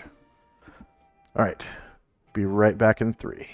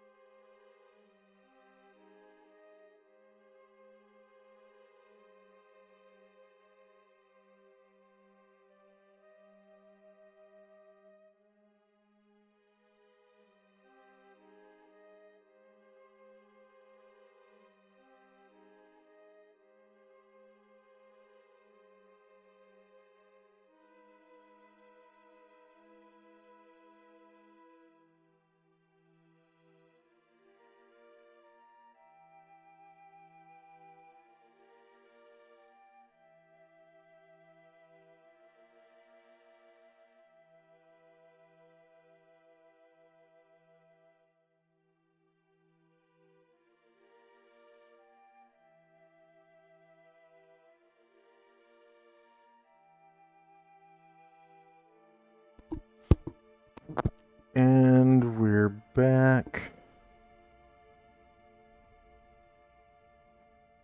I just need to, I think I just need to redrop his token and it should be okay.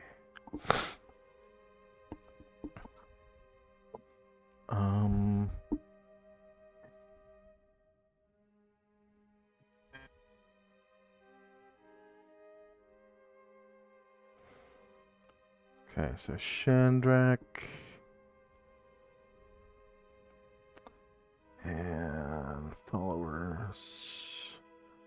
Erdrin. Yeah, that's the issue. So he's the only...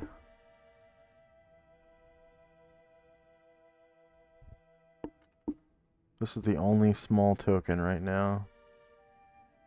And I think once I copy and paste...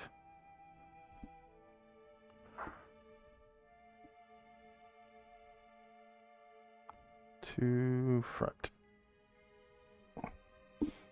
Alright, so go ahead and make him invisible again.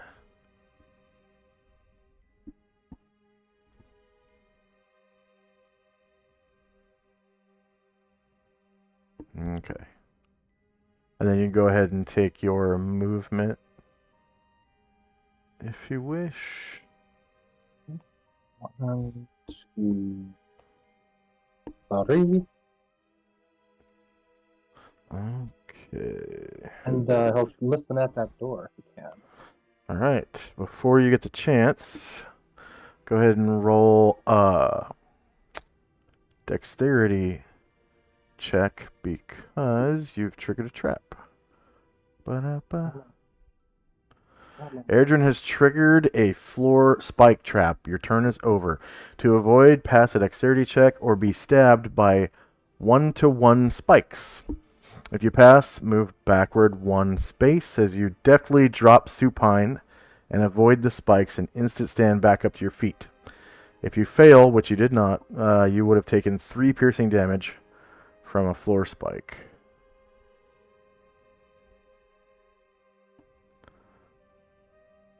From a floor spike trap, which springs up from the floor. So if you pass, move backward 1 space. Go ahead. And of course, the trap has been triggered and stops. Oh, wait, actually, I need to do a stop looping because then it'll.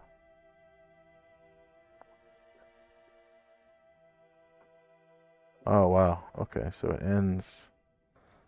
It ends like that.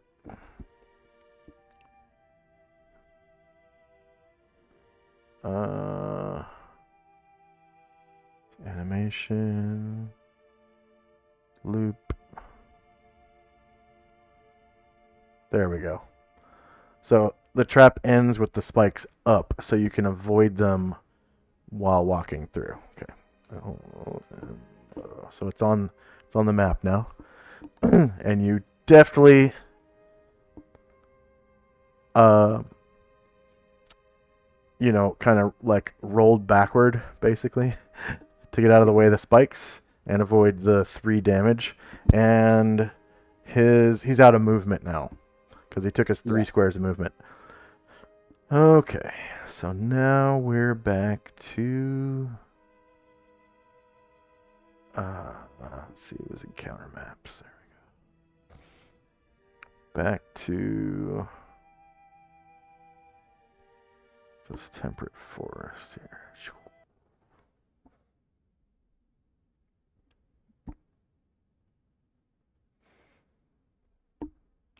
Oh. And I didn't delete the tracks. So I gotta reload that. There we go. Alright, and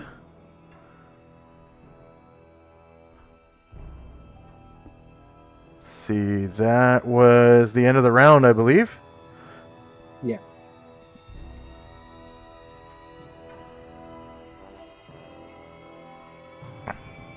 And time now is 2:35. Whoa, what happened? Oh, well, Erdrin left, and he had the only light source. Oh, that's right. Okay.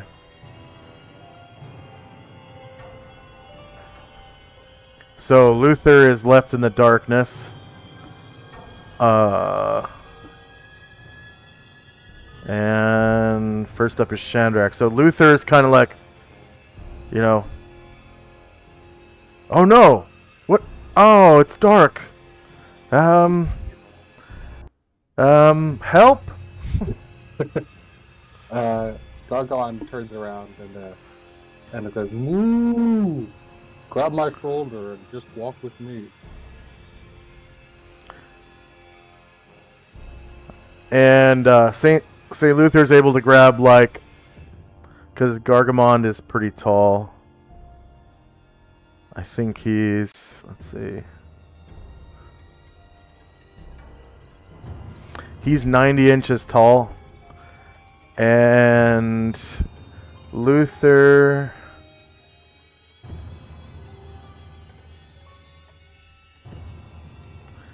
is 60 inches tall. Yeah, he can reach like Gargamon's upper arm, maybe not his shoulder, but his upper arm. And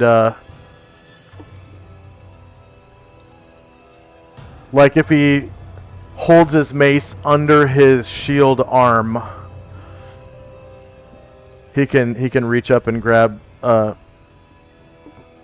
Gargamon's like left arm with his right hand.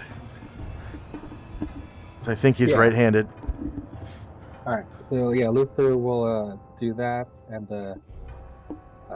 Gargamon will keep him safe, and then so Shandrak and his double will both enter the portal together next. And anyone else?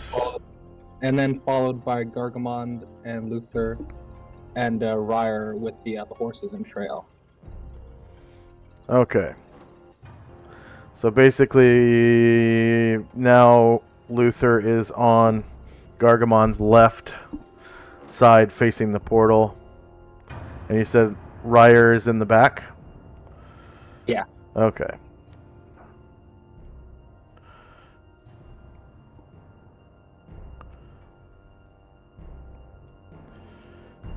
And you guys enter as a group. Just going to swing the party around so that they're facing the correct direction when you guys walk through.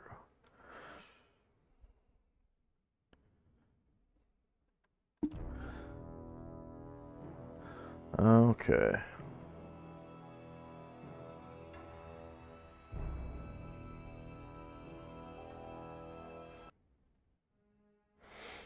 And you go through and step out on the other side. And wow, all the tokens are small again. I don't get why that happened, but I'll just, instead of dropping new tokens, I'll just enlarge these ones. I don't know why that's happening.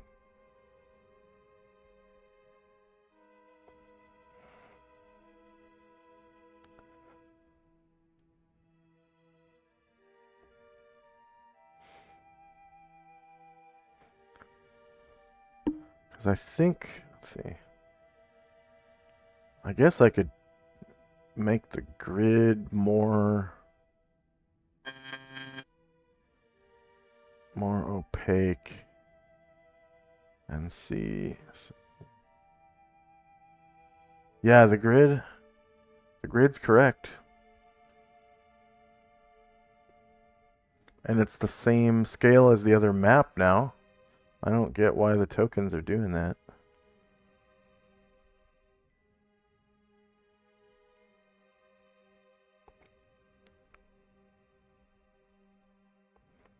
Oh, cell width, that's why. They're supposed to be 70 pixels. Save. Okay, let's see if that works. Nope. Undo. Undo. Undo. There we go.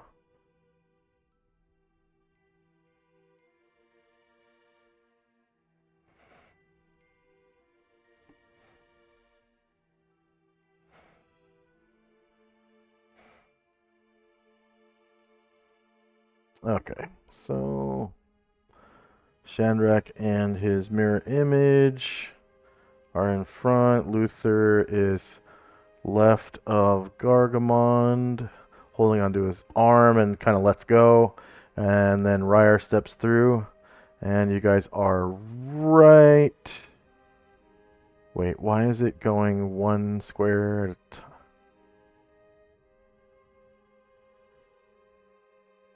Oh, the grid. Okay, I see. I see. Yeah, so each of these squares on the map is 5 feet. So I gotta reduce you guys back.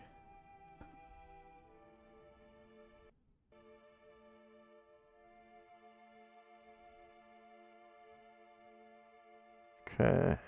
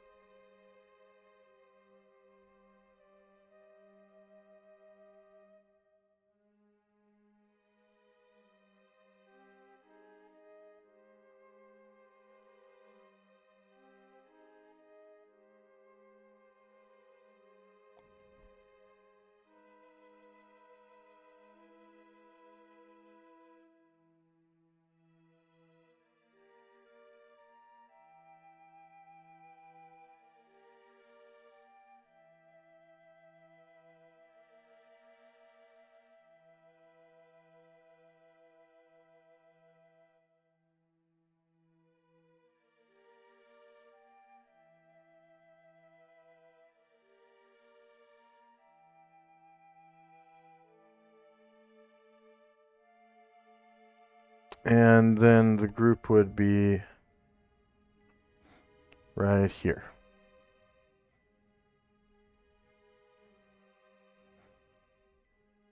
All right.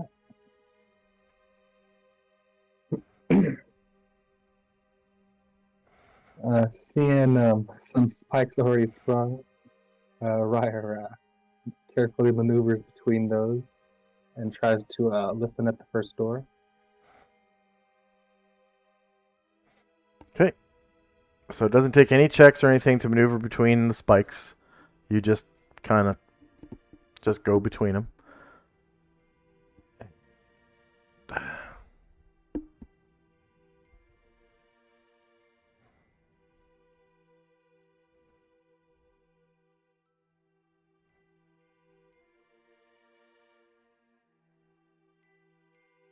All right. So on the other side of this door, you hear the sound of a sword being sheathed and then like whipping through the air, and then, or sorry, being unsheathed, whipping through the air and being sheathed again, and then drawn again and whipping through the air. Mm.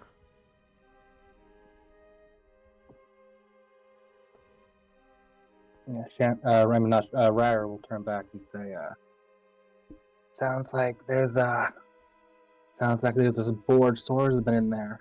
Let's go see if we can entertain him.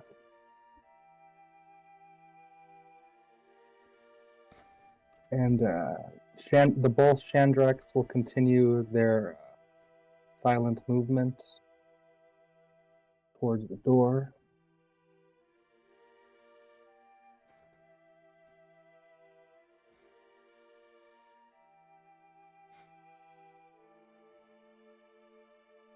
And Luther and Gargamond will come up next to Ryer. And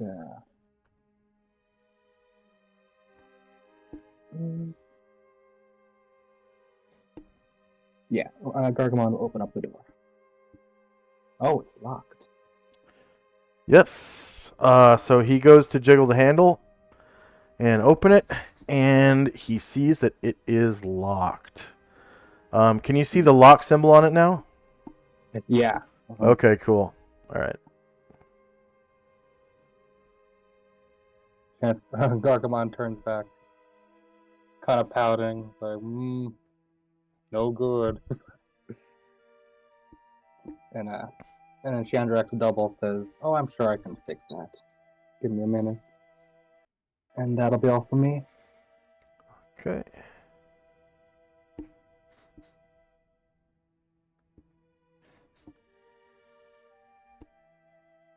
End of round. Were you gonna have Chandrak's double pick the lock?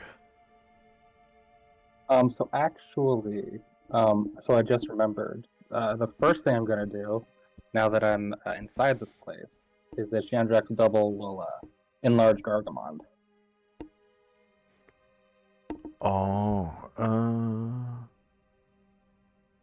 So the spell doesn't duplicate magic items. I thought he could. Oh wait. He can't cast my magic through my staff? He can cast your slotted spells through himself, but not unless you actually give him your staff. It doesn't duplicate a staff which is able to cast spells. You can't duplicate magic items with the spell. Mm-hmm. Okay. Well, I mean, since this is a one-shot, can I just cast a slotted enlarge person? Yes, if you have it memorized, he can cast enlarge from a slotted spell. Roll that.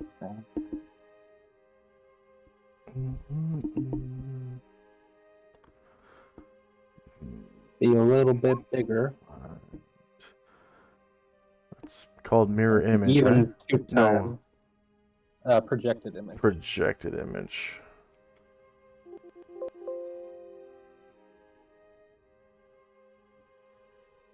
Project image.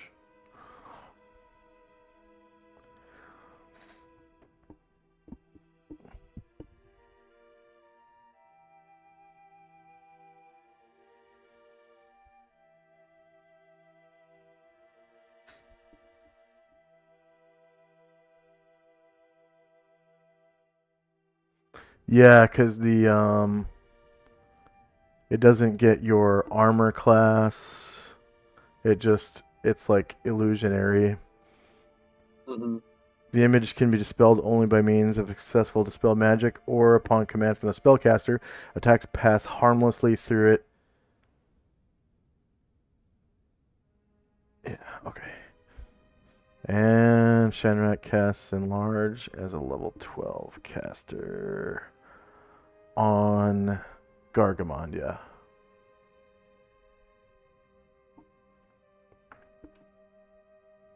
Shanrak staff Enlarge on Gargamon. Just so you know, the duplicate of you does have a staff in his hands, but yeah, it looks like he has it. yeah, it looks like he has your staff, but it doesn't actually function as a. Yeah, that's exactly what I was wondering. Yeah. It could illusionarily cast enlarge on itself, I suppose, because it's an illusion. Mm-hmm. So, like, your double could enlarge itself illusionarily.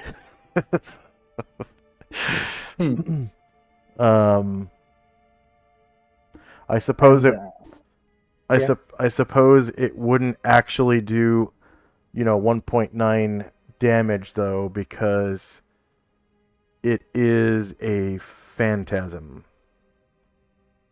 So part of it is real. So it'd probably just do, normal damage. Mm-hmm. And Gargamon. So the real add Chandrak. -50.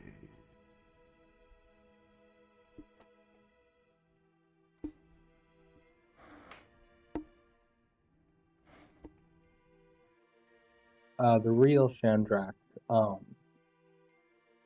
Since we already got some spells going, he will come out of hiding so he can cast the knock spell from his staff and open the door, or unlock it at least.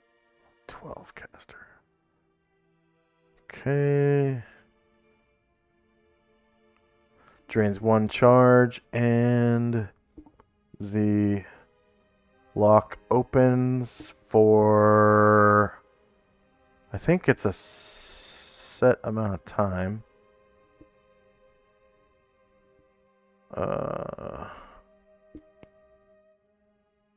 Knock. Level 9. Yes, display the full text. Okay, permanent unless wizard locked. Alright. Yeah, the door unlocks and there's no duration because it wasn't magically locked. Alright. Sandrak says, just let me hide again, and then we're ready for whoever's in there with his sword. Okay. Time now is 2:36 a.m.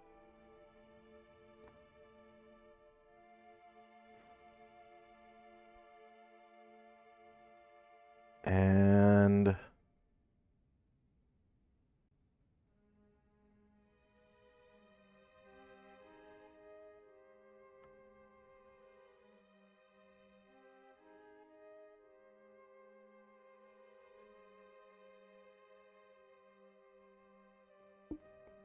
next up is Shandrak.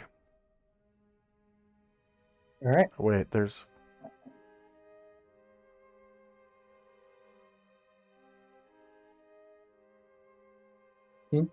Okay, so on your screen, do you see Shandrak 12.87 or 7.68? 7.68. Okay.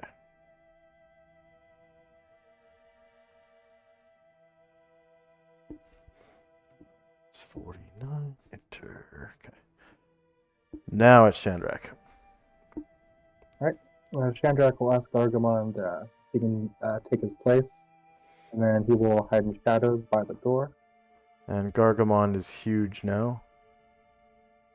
Oh, that's right.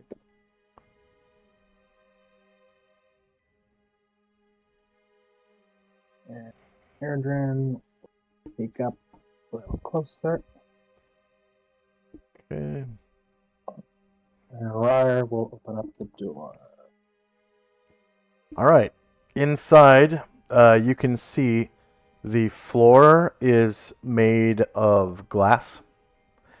And through it, you can see on the edge, like stone outcroppings, as though you were inside of an asteroid in space. And there is a window between you and the stars. And when you look down, you can see through the window and out into space, and you can see stars.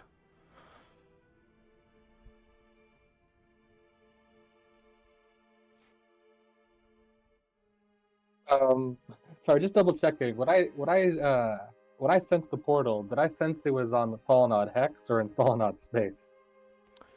So you don't know. You just know that it's in the same prime material plane. Okay, yeah, okay. That's cool. Yeah. And you can hear that sound of, a sword being drawn and whip around, kind of stop. And you hear a voice. Let's see, who's got that really long... Who can see all the way across the room? That's a lot of infravision. Somebody has more than... Oh, because the fucking distance is messed up. Okay. Oh, well. Whatever. Okay. But for some reason the light radius isn't messed up. Because it goes out to, yeah, 60 feet. And somebody's got like 120 feet of infravision. Maybe when I enlarge Gargamond. No, he's got 60 feet.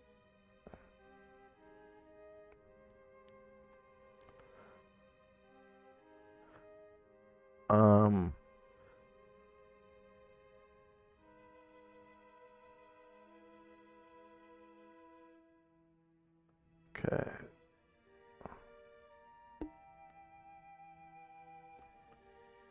Nocturnal? None. So someone can see all the way across the room, right? Over here. Is that what you're seeing?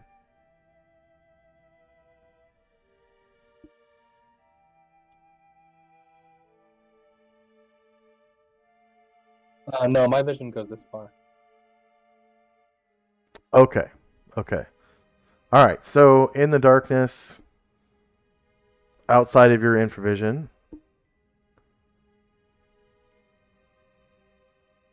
Oh, wait. Okay. I think.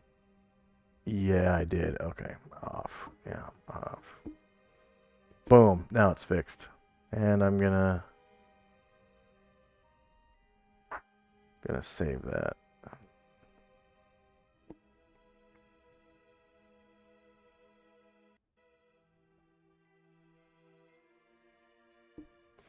All right.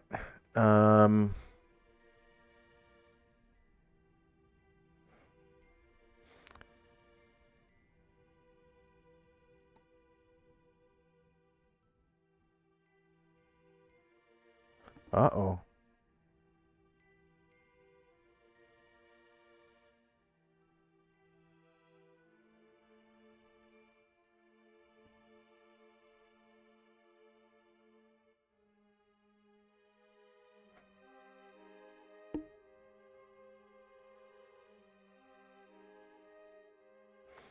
Clownfish is being stupid.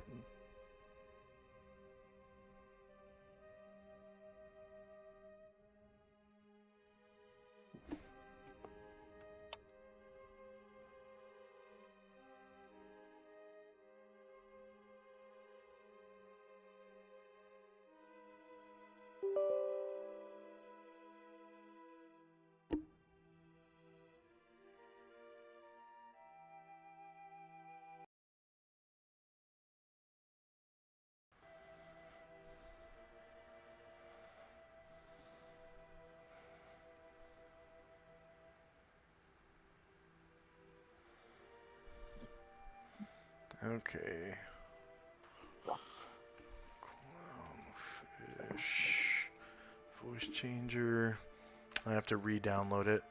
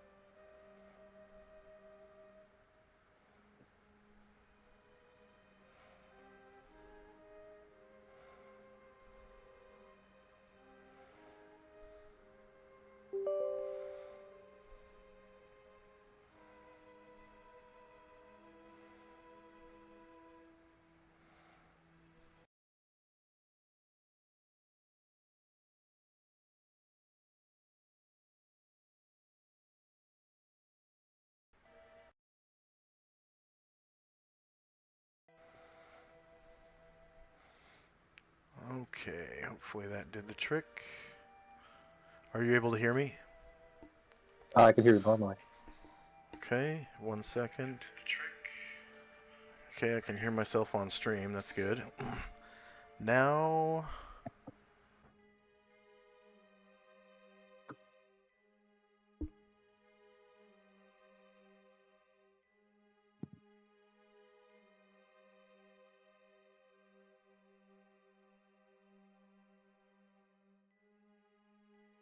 There we go.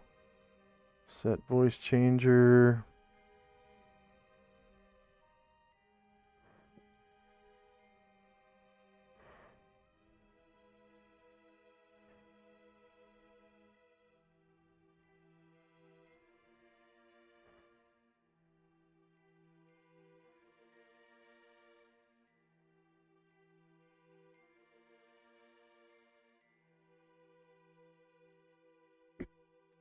I just have to repin it to my taskbar so I can actually use it.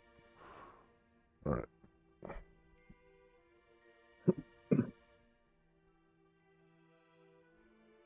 And test. Do you hear me normally or with the voice changer on? Deep voice. Okay.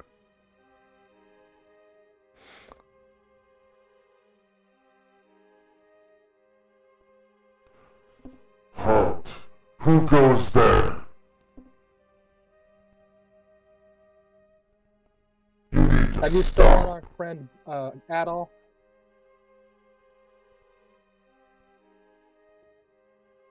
What did you say? We've heard you've stolen our friend, the wizard Adolf. We've come to save him. You said you're a friend of Adolf? Yes, that's right. Then, my friend, prepare to die. My friend? What? And you hear the sound of a sword being drawn one last time. And we're Okay. now in initiative phase. As you hear footsteps coming at you rather quickly. Definitely faster than a person.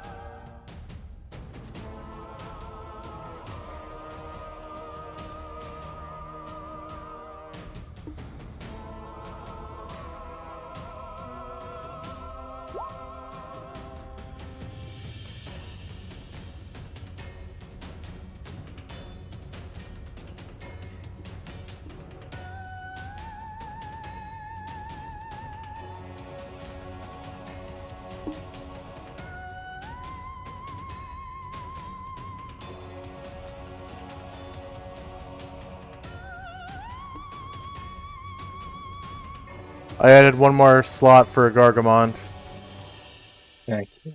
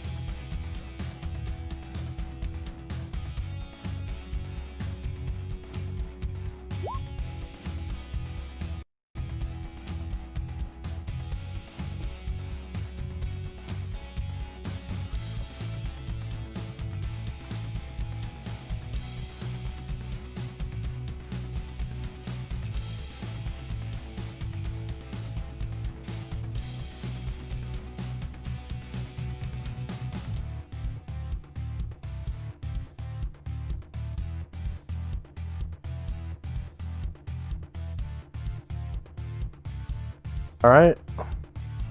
Are you done rolling initiative? Yeah, I'm ready. Okay.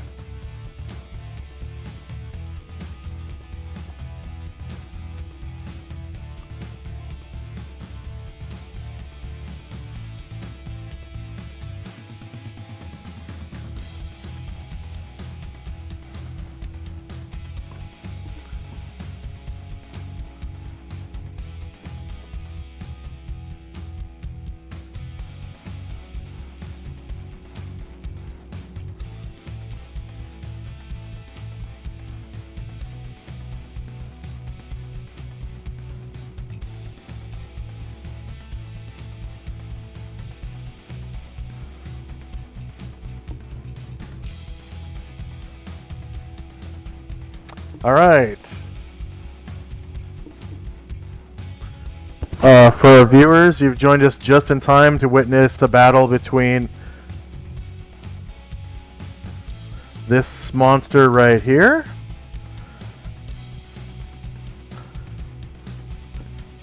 and Chandrak's company in this one-shot, solo one-shot. All right, time now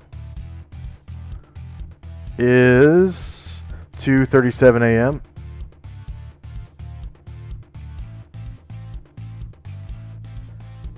And it looks like first up is St. Luther.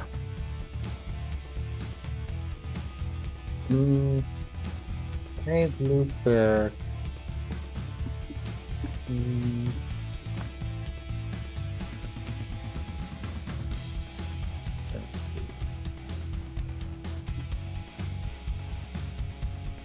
Yeah, I think he will step out just to make some room, and he will wait if anything comes at him. Okay.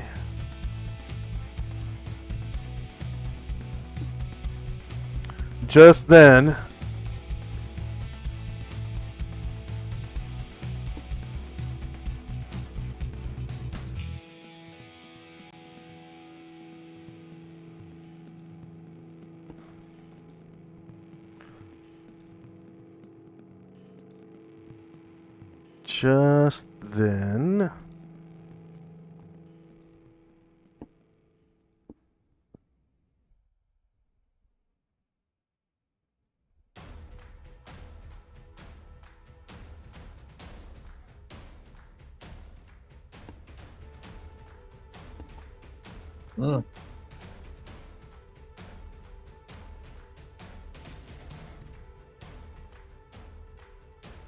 a wall of fire appears the width of the door.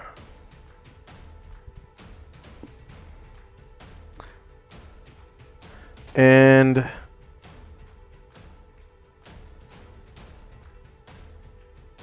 yeah, the width of the door starting right there.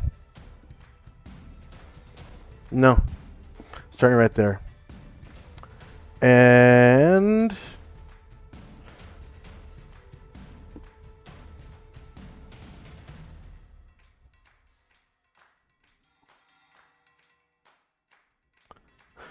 Chandrak, Ryer, Gargamond,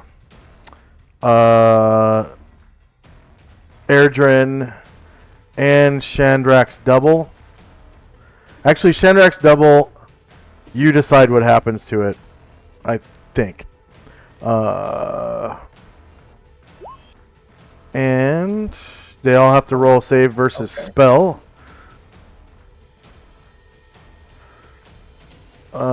And then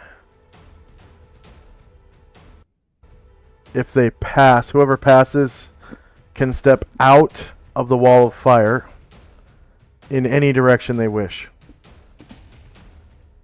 Anyone who fails is stuck inside of it.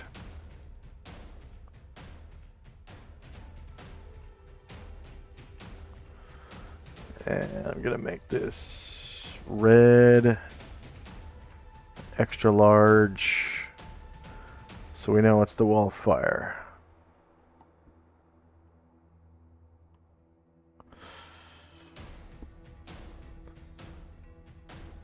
And actually, I'm going to make it emit as much light as the wall of fire does. So that's M wall Oh, of wait, fire. you can use your dexterity bonus on this spell, is that right? Yes, yeah, you can use your dexterity bonus. I'll re-roll that 9,999.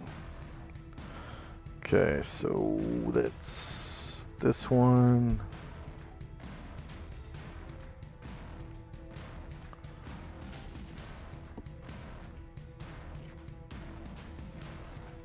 I should be able to open this like a token.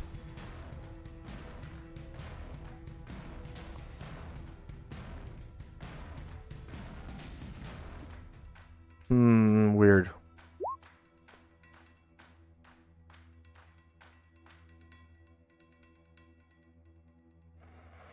Apparently you can't make dynamic lighting lines.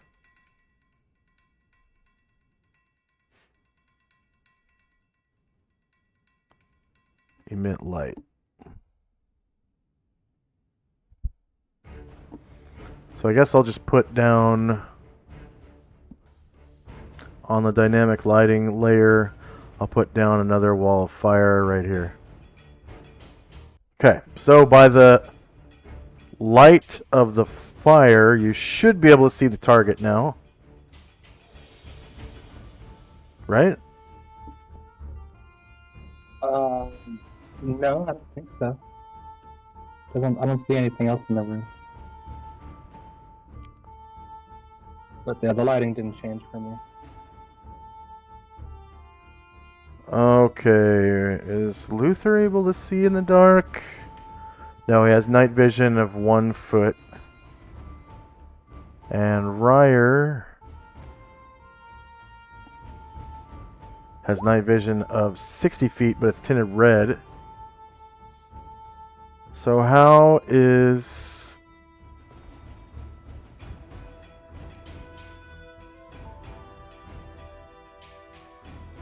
Luther able to see right now? I'm just going to delete this. There's a Okay. continual light. Oh, he has continual light? Well, no, if the door was open from Airdrin, continual light. Well, now there's where the door is. There's a dynamic lighting line that should be blocking Oh, okay. that light. Yeah, that's okay. And then, so now he's blind. He's in the dark for some reason. And then if I go back to the dynamic lighting layer,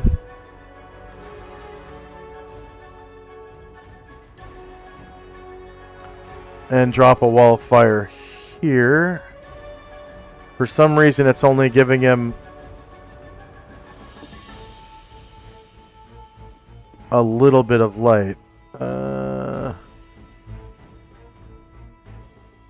I guess that's correct though, because it looks like bonfire distance.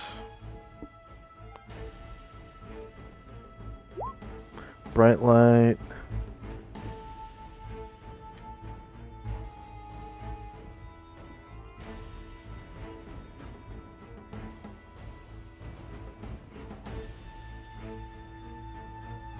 Alright, so it looks like the only person that failed their save was Airdrin. And my duplicates will appear to deftly avoid the shadows and enter the room. Okay, the only one who failed was Airdrin? Yeah. Okay. And everyone else is entering the room. Yeah, everyone else would like to enter the room if they can.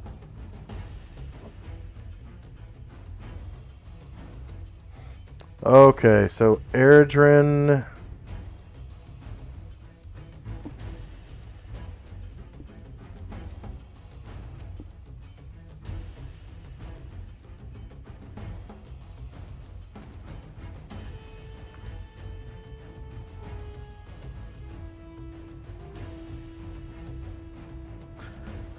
FX P4 wall of fire. Wizard 4 Wall of Fire. Ah! FX. W for Wall of Fire. Save changes.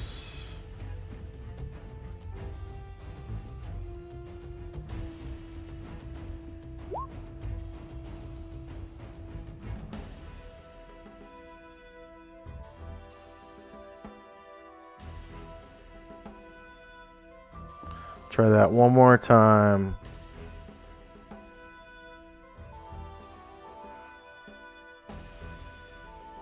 FX. Find. FX W4 Wall of Fire.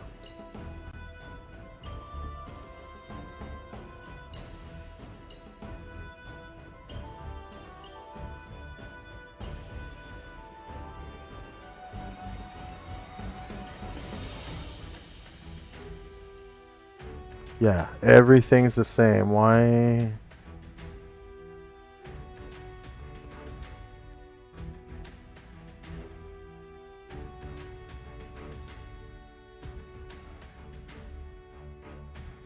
Okay, I'm just gonna roll from here, I guess. Click on the caster.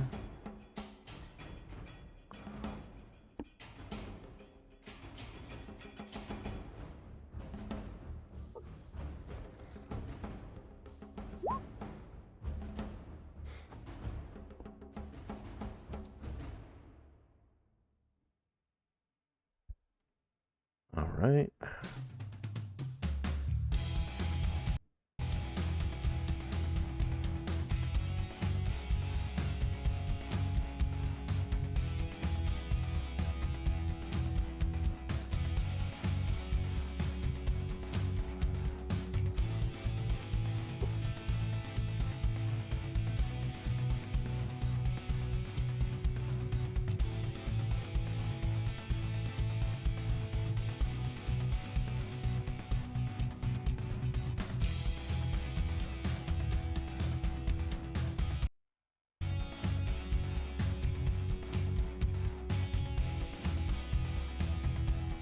Oh, it's the... Okay.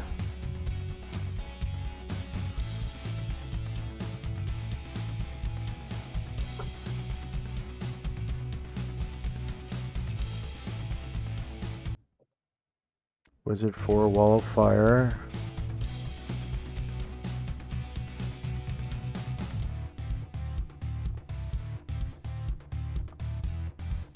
FX Wizard 4 Wall of Fire. Save changes.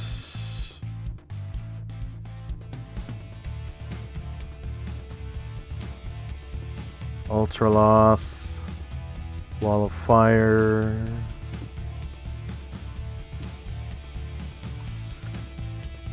Damage.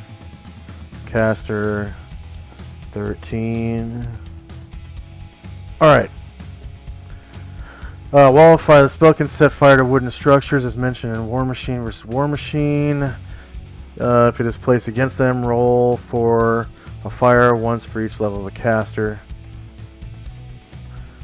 If a wooden construction passes through a wall of fire, it suffers 1d3 points of structural damage. The Wall of Fire spell brings forth an immobile, blazing curtain of magical fire of shimmering color, violet, or reddish and blue.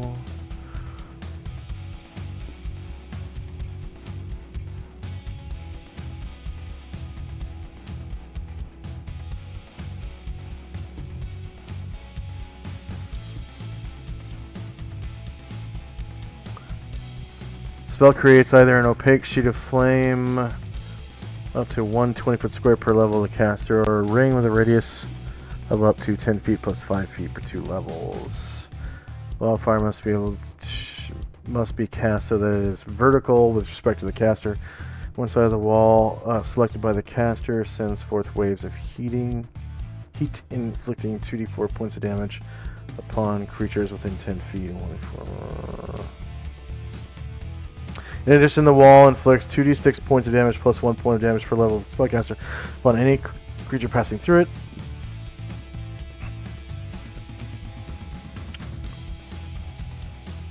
Note that attempting to catch a moving creature with a newly created wall of fire is difficult. A successful saving throw enables the creature to avoid the wall while its rate and direction of movement determine which side of the created wall it is on.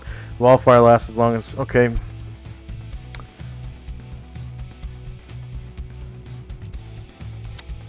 I guess that will do 2d6 plus 1 point of damage per caster level, which was 23 damage to fire damage to Airdrin. Okay.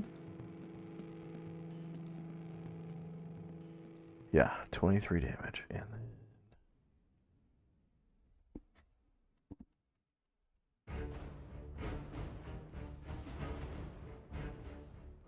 That hurts a bit.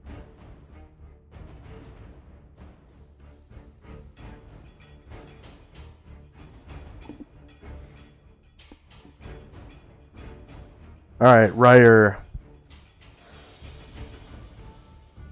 Oh, yeah. Shit. He's in the darkness.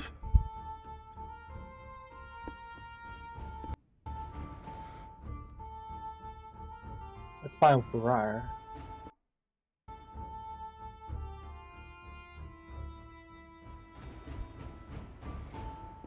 Ooh. All right, so it looks like Ryer can now see the target.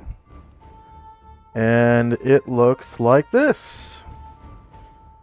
So, it is a faceless humanoid with large eyes that resemble fire opals. It has dark gray skin and wears a flowing cape.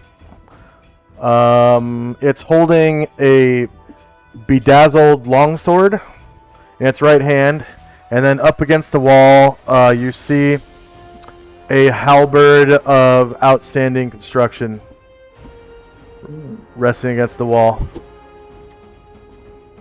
And he points the sword at you and snickers.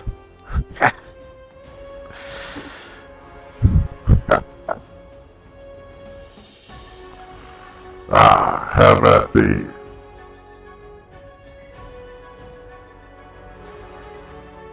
And Ryer will not be able to make it to him, so he'll wait and stop there. He's got 4 squares of movement left.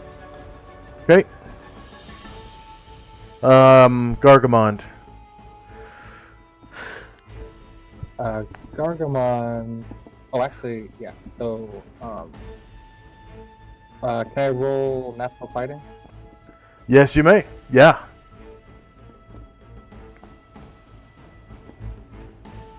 Okay, Gargamon is going to try to charge.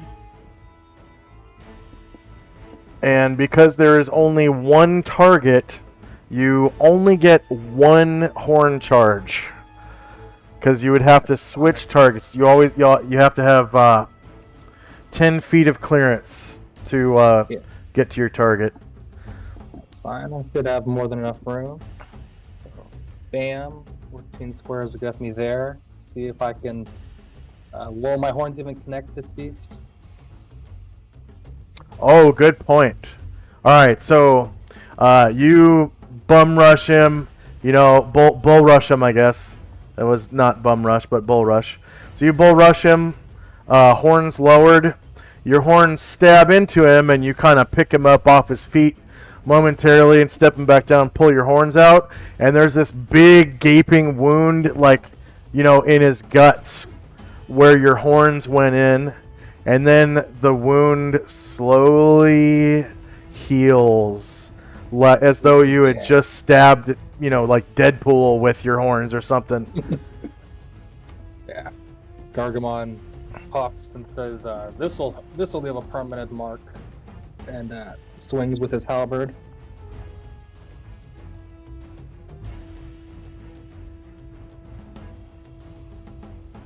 Okay. So he is shieldless. -6 does not beat his armor class of -8, and you miss. Alright. Although you did roll an 8, so that's kind of low. Next up is Shandrak. So, Kendrick and his double will be doing the same thing, which is moving silently toward the monster. You do see these two braziers. Now that you're up there, they're filled with oil. They're just not lit. Mm-hmm. Okay. And yeah, that'll be all that they'll be able to. We only got that far, so. Okay, Erdrin, who is inside the fire. Yeah, so if I try to go through the fire and through the door, I'm gonna take the same amount of damage again. Is that right? It could be. I just have to re-roll. Oh, okay. So it could be more. It could be. Yeah. Well, if it doesn't, something trapped. That could kill him. Well, yeah. Erdrin will attempt to silently move through into the room. Okay.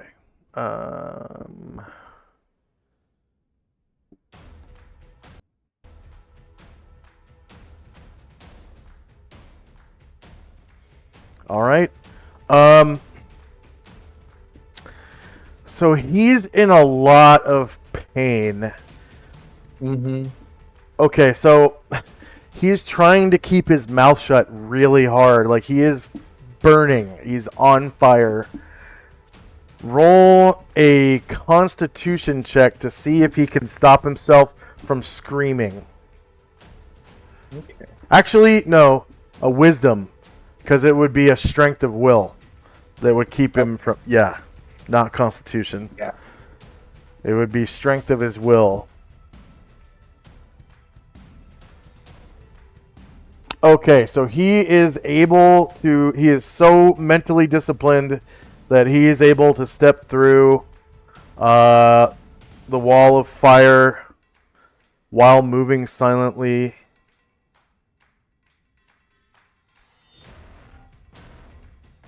FX, Wizard 4 Wall of Fire.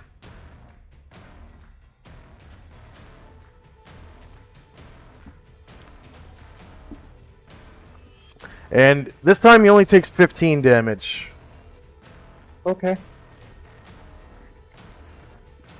So that was one square through the fire. So let's see. 1, 2, 3 more. And he will attempt to make a called shot at the one we're fighting. Okay. And you do get your backstab. At a -4 to hit. And he's using his musket, yeah? That's exactly 12 squares. Oh yeah, it's 15 I think is short range. So yeah, you're within... Oh, damn. Yep. Roll a 2. So... I'm on 2. A loud shot rings out, and the bullet bounces around the room but misses the Ultraloth, and Erdrin has given away his position. Gargamond. And let's see.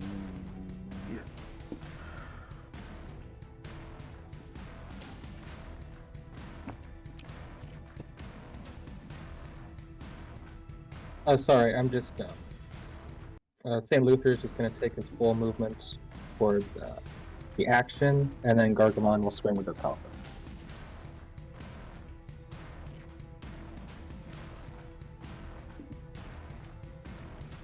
Oh, wait.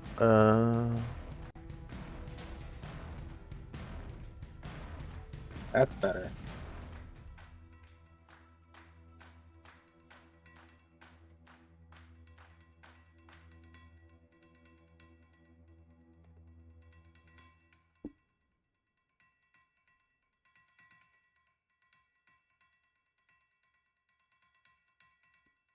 Okay, you said Gargamon swings away with his halberd.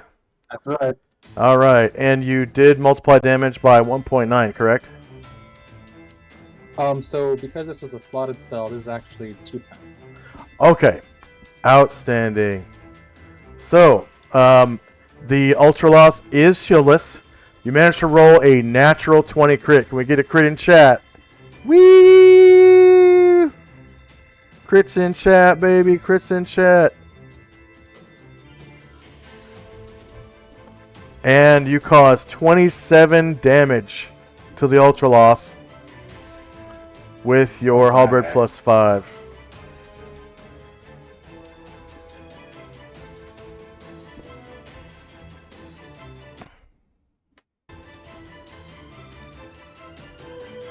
And that is the end of round, unless you have waiters, which it looks like Ryer is waiting. Yeah. I don't think... Yeah, he's not going to make it, but he will take his last couple squares. And that's all for him. Okay, and the Ultraloth was also waiting to use his gaze, which he... Come on.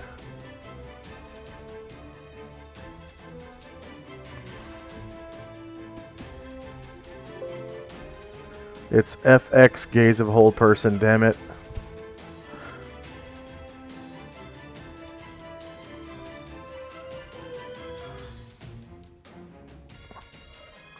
See, it's good that I'm playtesting this basically right now, so...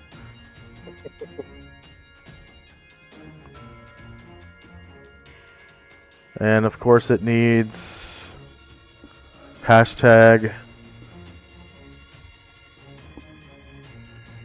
Alright, we'll try that one more again. Gaze of Fascination.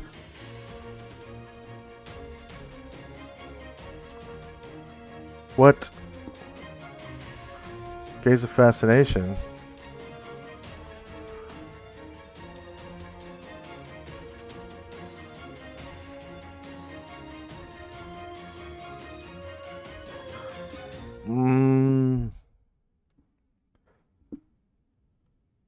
Come on. Gaze. Yeah, gaze of whole person.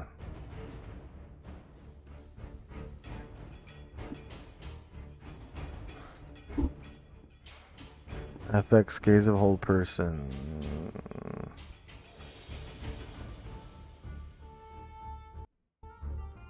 Deselect, reselect. Gaze of Fascination.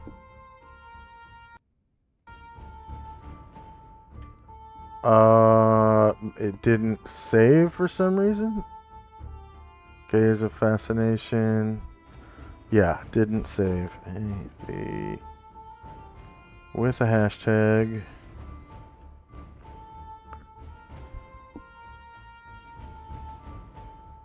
Uncheck it. Deselect, reselect. Gaze of Fascination. There we go, goddammit. Alright. Alright, hold person gaze. Yogoloth, Ultraloth gazes upon Gargamon. Gargamon must pass a save versus spell or be affected by the hold person spell. Ooh.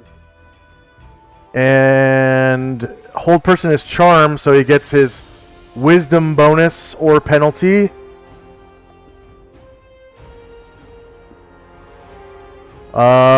He has a penalty of -1. Yeah.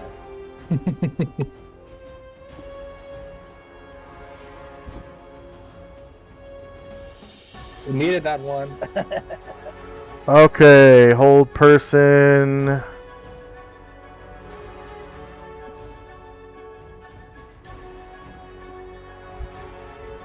Alright, so he is held for 20 rounds. The hold token marker. I don't remember if I had a hold.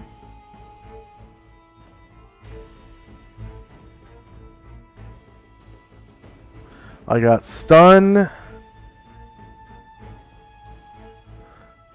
I guess we'll just we'll do charm 1. Because hold person is a charm spell anyways. It's enchantment charm. So charm 1.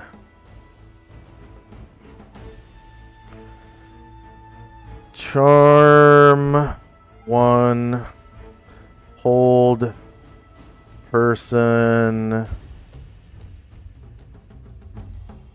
I should say Ultraloth. Ultraloth hold person.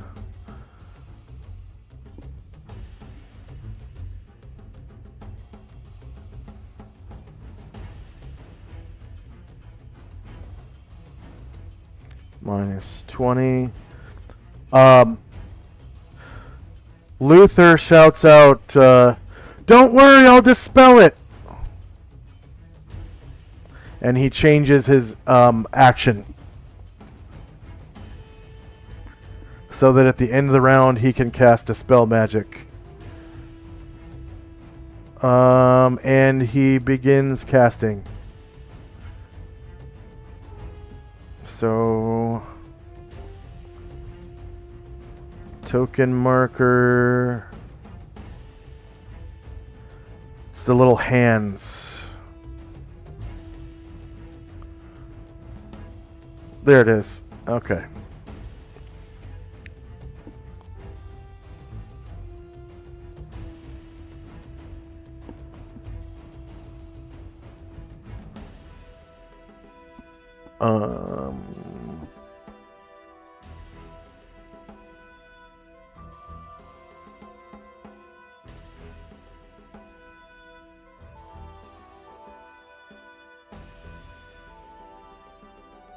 So he just rolled for his footman's mace.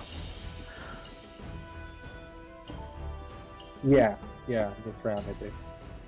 Okay.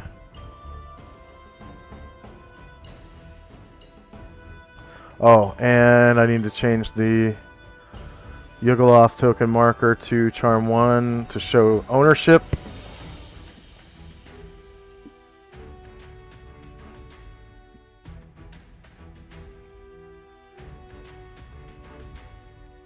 Oh, wait, no.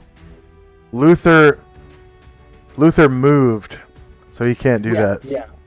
Yeah. He cannot do that. So next round he'll have to do that. Okay, and I believe that's the end of the round, unless someone else had a held action. Nope. Okay. So now we are in initiative phase. The Ultraloth doesn't regenerate. Yeah, so you don't see his wounds do anything.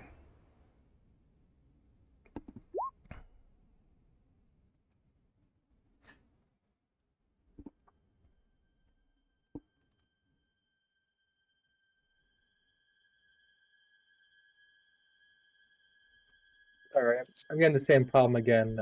I would like to cast a spell magic with Luther, but Third not level going priest isn't popping up for you? yeah. Well, no, that is, and then it goes 1 success to cast priest spell, but then it doesn't tell me my options from there. Okay, so where it says 1 success to cast a priest spell, look right above that. What does the template say? Oh, okay, you gotta click that a second time. Click what? The template, because I clicked it for the successful casting, and then I click it a second time. I don't get what you're saying, but I see the Dispel Magic thing pop up, so it must have worked. And then there we go. Red Velvet Longsword. Nice.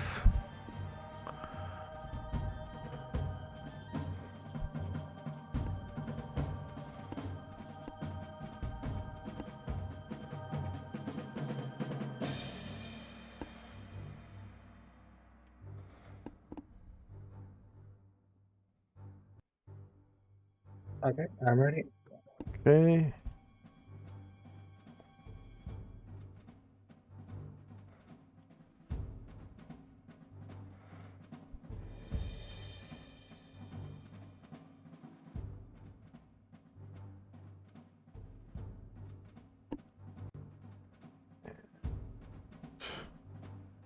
I'm just like shrinking some creatures that are taking up 4 spots here.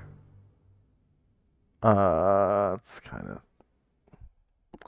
I don't get really why that happened, but oh well.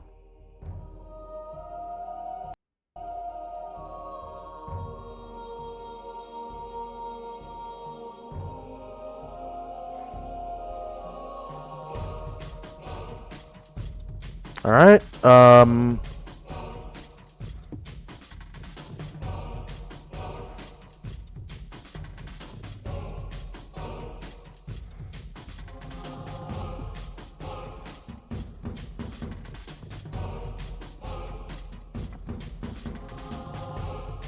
So I'm just gonna sort, and time now is 2:38 a.m.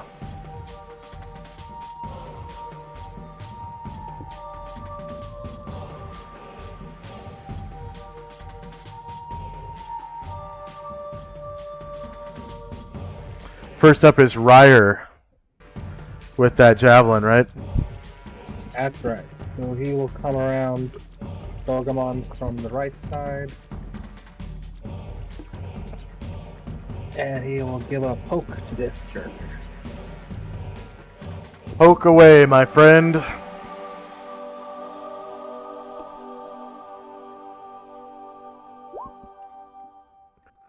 No.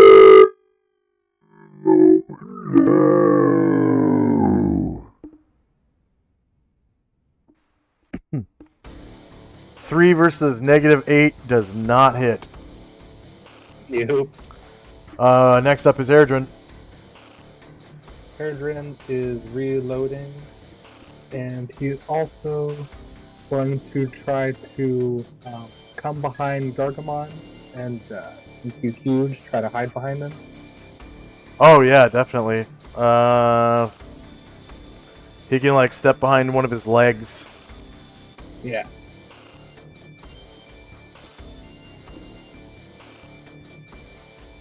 This room is 25 feet high, by the way.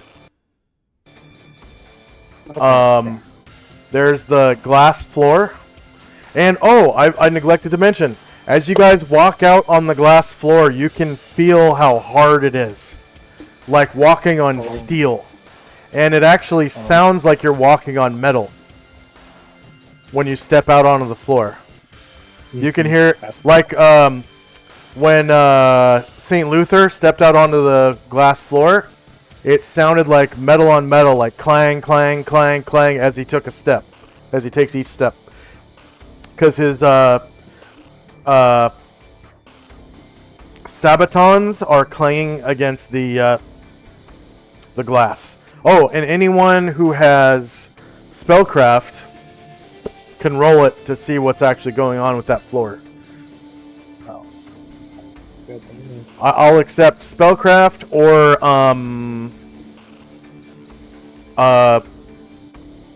thaumaturgy.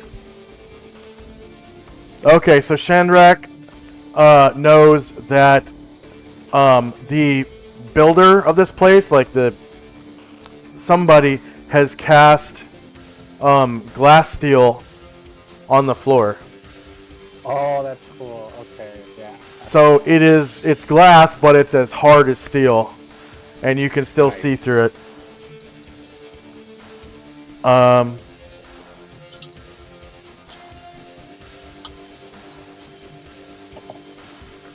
So Erdrin just hidden shadows. All right, so the Ultraloth uses his gaze again. This time, the whole front rank is affected, including Gargamond. So that's Ryer, Shandrak, and Gargamond. And they need to make saving throws versus spell or be affected by the hold person spell.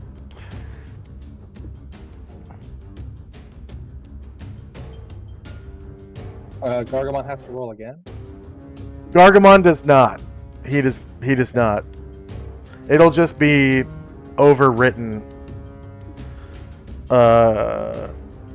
if it takes effect.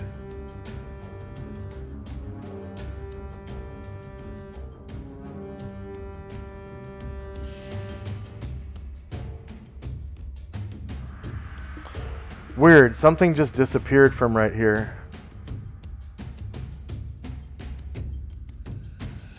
I don't think I had anything over there.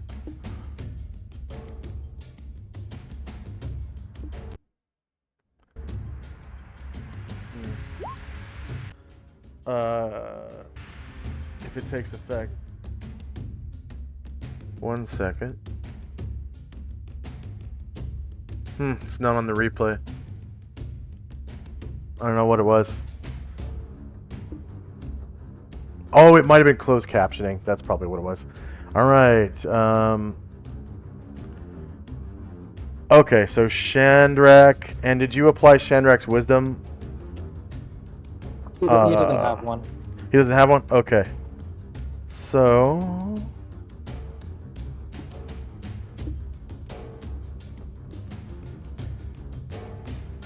it basically just overwrites Gargamon's... Well... No, I'll give Gargamon a save versus this one. You can go ahead and roll a save for Gargamon. Technically it should fail because he's held. Yeah. Yeah, technically it should fail because he's held. Yeah, he's failed to save anyways. Okay, so... they are both affected by Charm 1. And it gets refreshed to 20 rounds.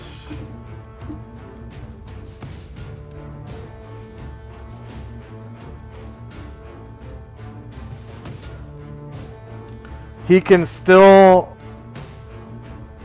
His double is under mental control, yeah? Yeah. Okay, so he can still mentally control, even though he's held. Can still mentally control his double. Okay. And his double is immune to charm because it's a phantasm. Okay, so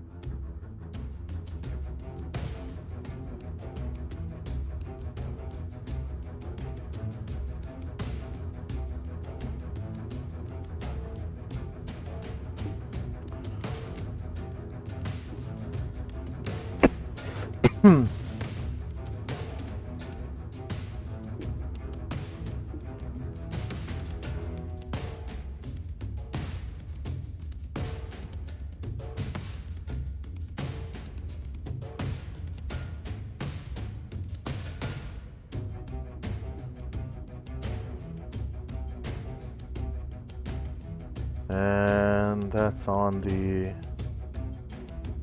to front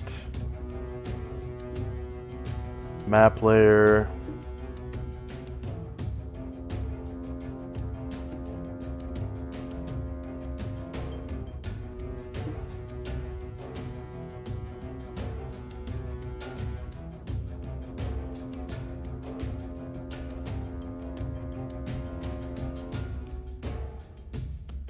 Red line,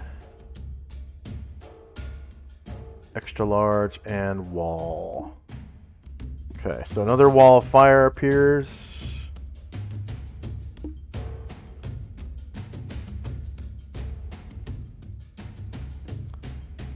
And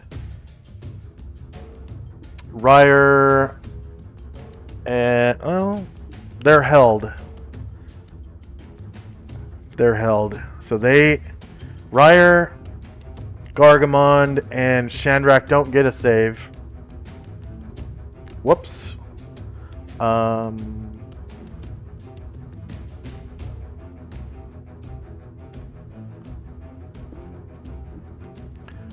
But let's see. Shandrak's double doesn't need to save because you can just make it move out of. It's an illusion phantasm. Erdrin and Luther have to save versus spell.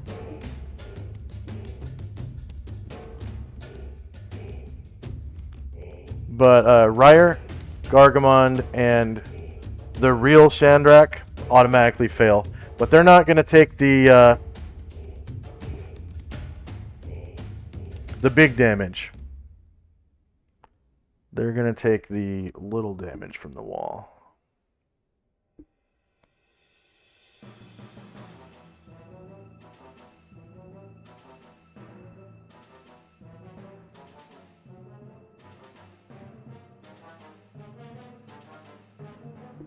And I have discovered what is the issue with this. It needs a hashtag. That's what it is.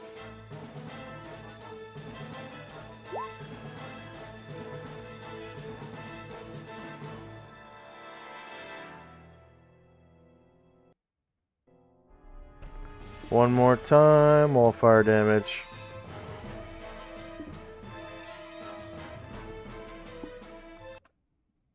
So only Ryer and Erdrin are able to save. Oh yeah, Ryer's not affected by the gaze because he saved, right? Yeah. He saved. Okay. Ryer and Erdrin were able to save, so they can move out. Shandrak and Gargamond take 7 damage. And 7? yeah, yep. And then Luther takes 3, and that fizzles his spell. Oh god damn it!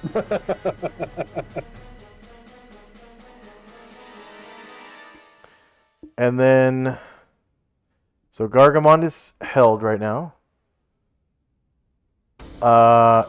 Next up is Shandrak's mental control of his double. And his double has taken no damage. It's like, because it's a illusion, you decide when it takes damage. I think. Yeah.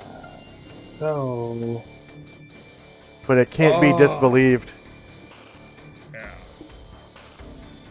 Boy, I wish Shandrak knew dispel magic besides the staff. Yeah. I mean, your double can take the staff from you. It can? Yeah. Okay, then yeah. This Because you're held. There's no way it can just yeah. pluck it from you as an action, of course. And then you can have him move around. Okay, yeah. Then yeah, Shandrak will have his double take the real staff from him. And what? No, I guess. You know what? I think your double should. Yeah, because it's partly real, so you should have your double roll a saving throw as well. Versus magic with the same chance as Shandrak. Or take damage. Doesn't it say your double can take damage and shit? So I don't. It doesn't say that for that spell. I don't think. Let me spell it. Non-material duplicate of himself projecting against his.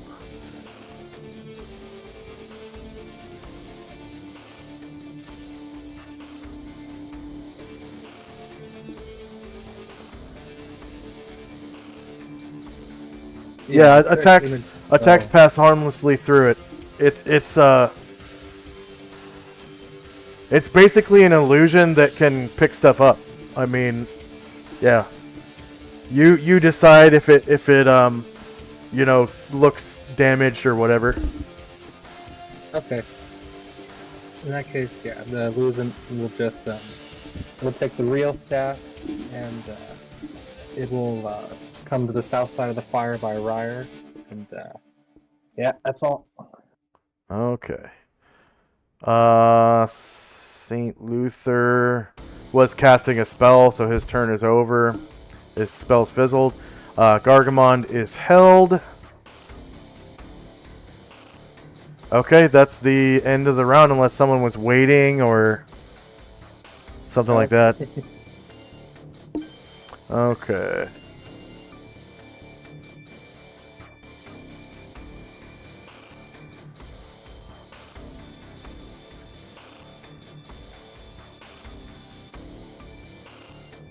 Weird.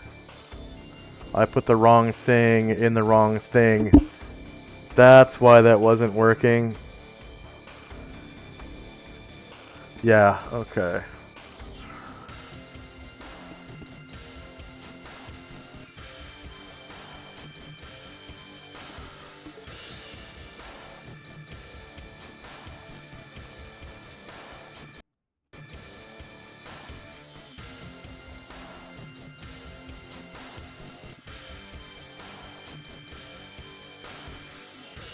All right.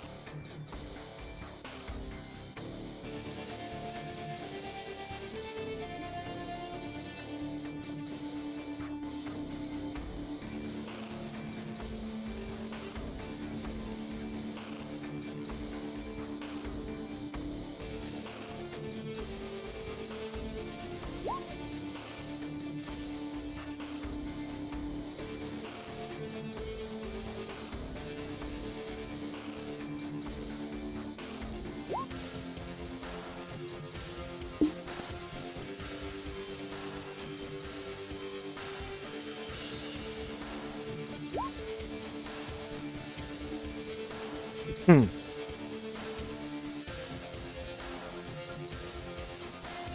Alright, I'm good. Okay.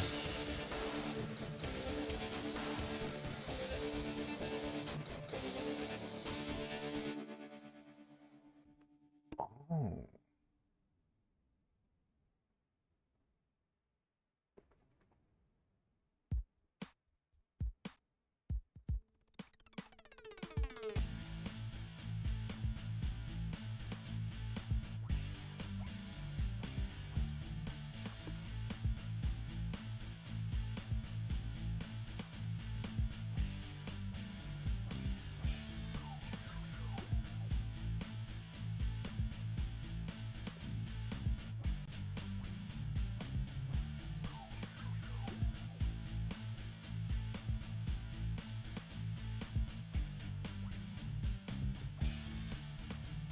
Okay.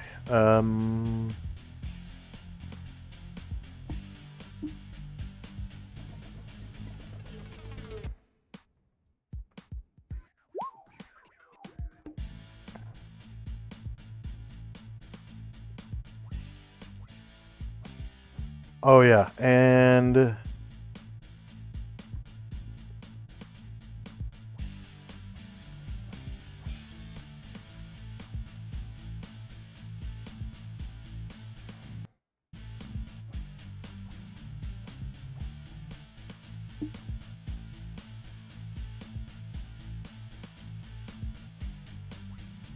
all right, here we go. Time now is 2:39 a.m.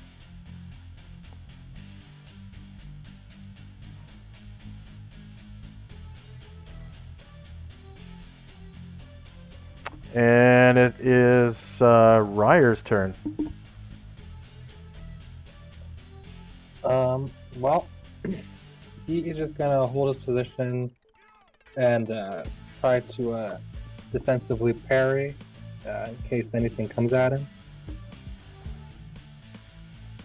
Okay.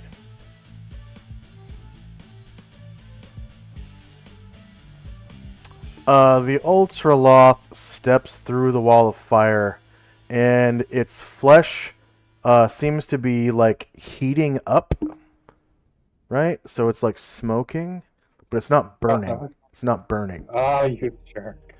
And he walks right up to Ryer. And with that sword in his hand, takes a swipe at him. So Ryer's AC is raised by 4 right now, right?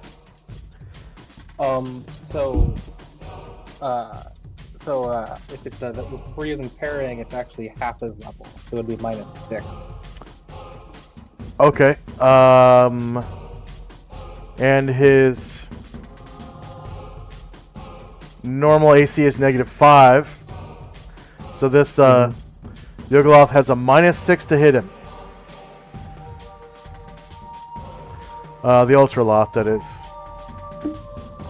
With his longsword +5. He's holding the longsword in his right hand. So it's shorter melee, same elevation. And you said -6 to hit.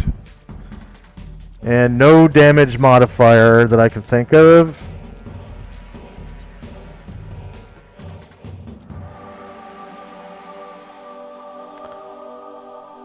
Something is up. Let me check his weapon table real quick.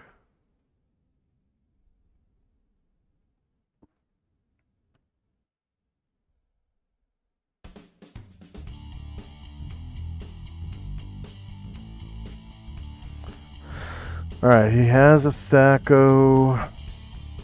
Ah! I see what's going on.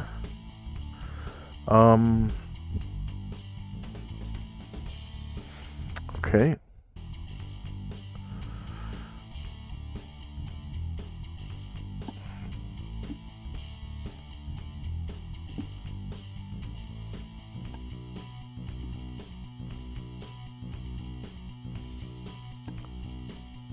I just hadn't given him stats. That's what's going on.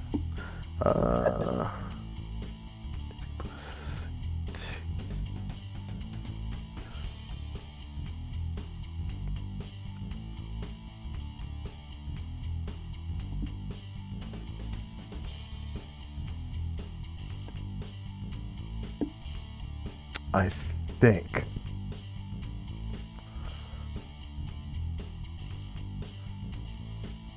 And Ryer's been attacked before, right? Yeah, okay. Let's try that one more time. Attack. Longsword +5. Ryer. Shorter melee, same elevation, -6. Enter, enter.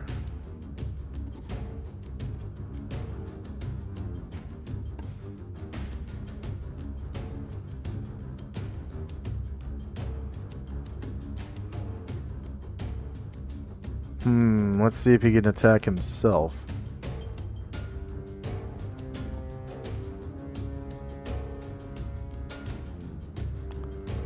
Weird.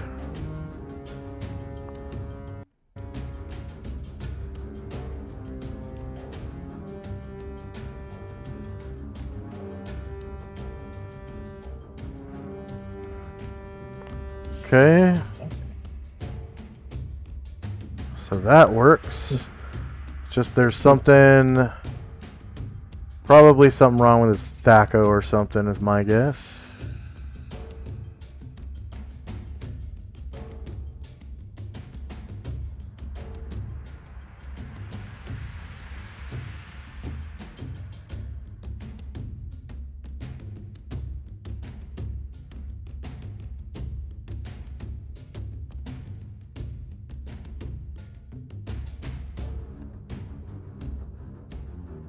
I'm just going to give him a Thaco of 20 for right now. And we'll see. I'm going to use a different attack.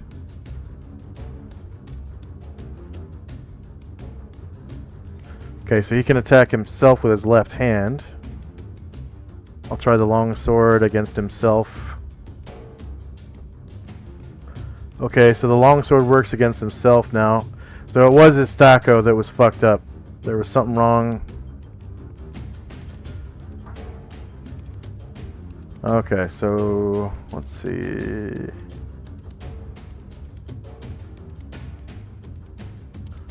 Oh.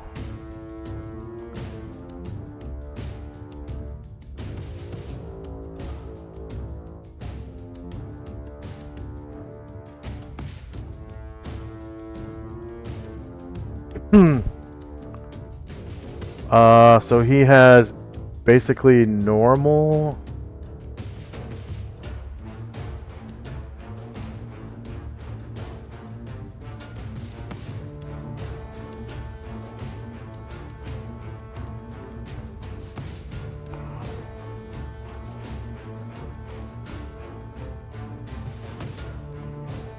Yeah, I'll just give him his straight up Thaco. Fuck it. I don't think his level's gonna change during this fight. Alright. Deselect him, reselect, attack. Longsword +5. Ryer. Shorter melee, same elevation. He is on the stairs. I'm not gonna give him the +1 though. And then -6 to hit because Ryer is full round parrying. And Ryer is shieldless. He's a bard. So that is a confirmed crit against Ryer with a longsword +5. The damage is 22 to Ryer. Does he normally have stone skin? Oh wait, shit. No, that's right. Normally does not, but he would right now. He would right now. Yeah, Okay. Okay. So that means he's been stricken by a spell and took damage from it, yeah?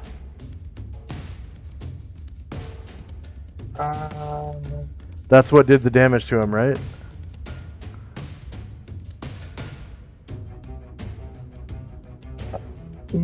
And what level was the casting of... What casting level was the caster of the stone skin? 12. 12? Yeah. Okay.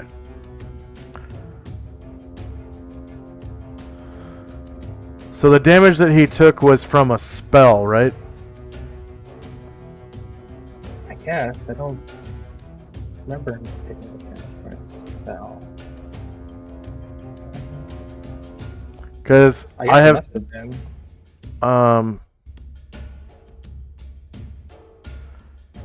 I don't remember attacking him with the Wendigo. No.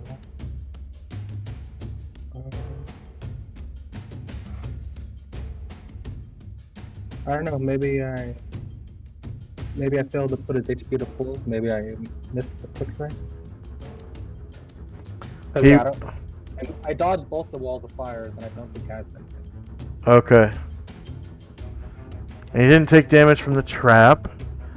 And he didn't take damage from the Wendigo. Because the Wendigo only attacked Yong and Gargamont.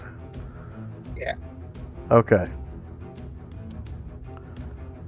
So yeah, he takes no damage. And...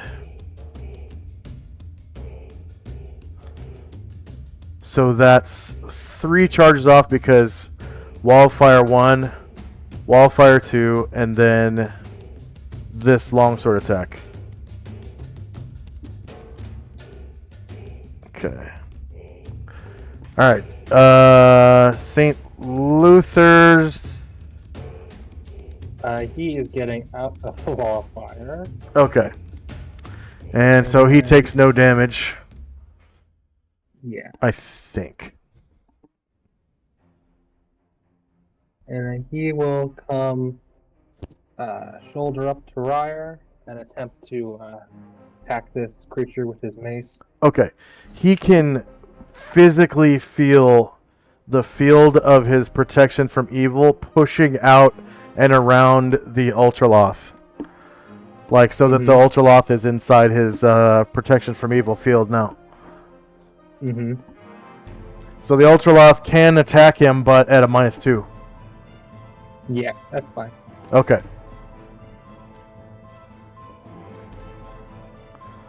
swing away. All right, 1 versus -8 is a miss. Gargamond is still held. Shandrak. Command my double to cast a Dispel Magic.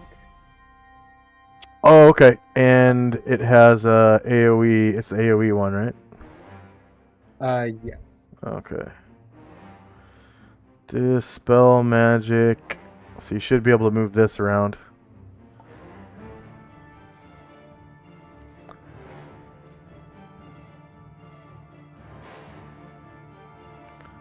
All right.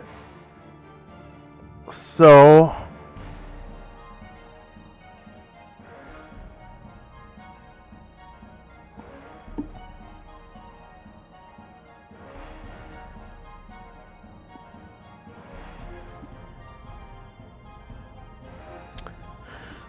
you get to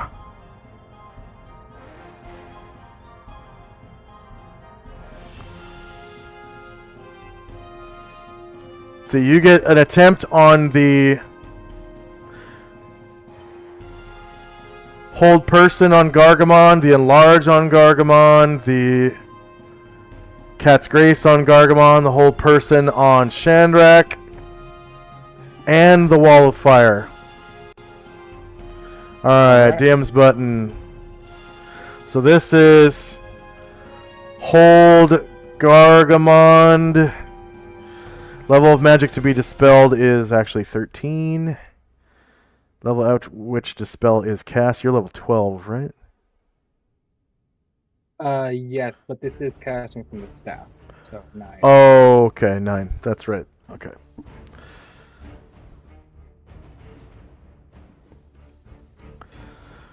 Alright, so Gargamon is still held.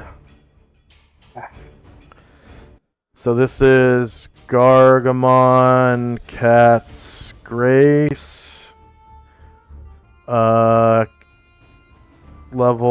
12 magic, and cast at level 9.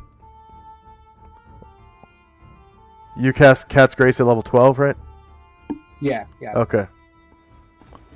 Alright, so Cat's Grace is not dispelled. And then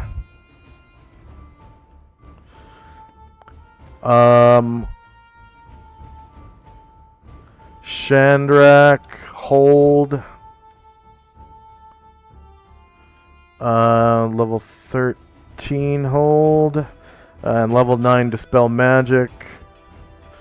It is not dispelled. And then the Wall of Fire.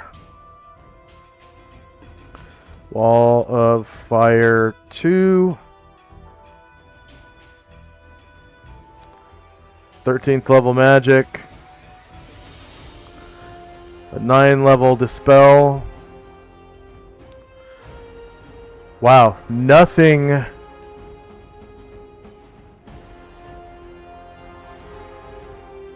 Oh, and the continual light on Erdrin's necklace. Okay. That's gonna be the one. Here it comes. Erdrin's necklace. But you cast that a long time ago. That was, you were like, I don't know, level 8, 9? No, that would have been, I think, Jim or. Yeah, that's right. Jim made it. So probably he was level 5, because that's a 3rd level spell. Level 5. Cast dispel is cast at level 9.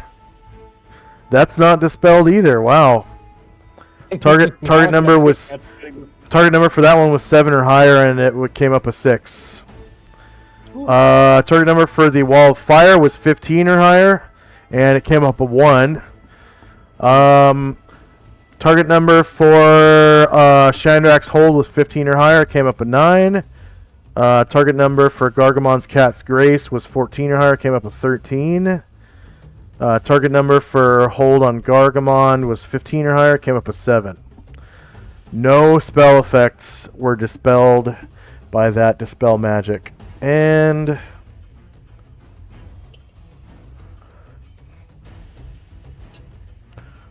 the spell is over.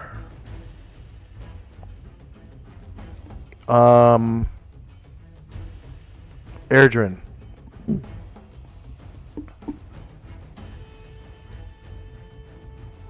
Oh, I forgot to enlarge on Gargamon. Oh, he didn't roll that? Okay. Nope. Okay. Gargamon and large. That was cast at level 9? That one was slotted. That was 12. That was 12. And dispelled at level 9. So Gargamon shrinks. That's the only thing that got dispelled. There it is. But you get to choose which of the 4 squares you want him to be in. So you can move him around into one of those 4 squares. I guess, yeah, one square further away from the deadly wall of fire. Alright. And now it's Erdrin's turn.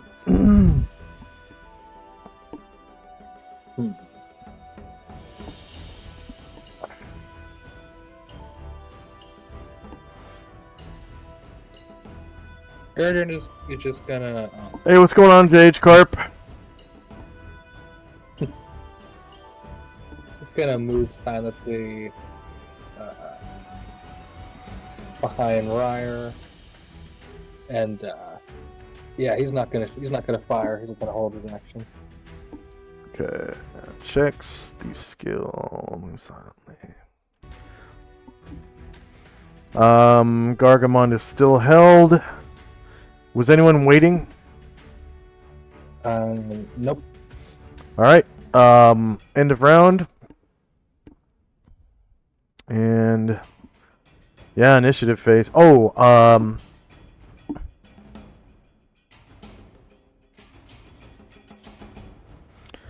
I guess they'll take damage on the Ultraloth's turn. And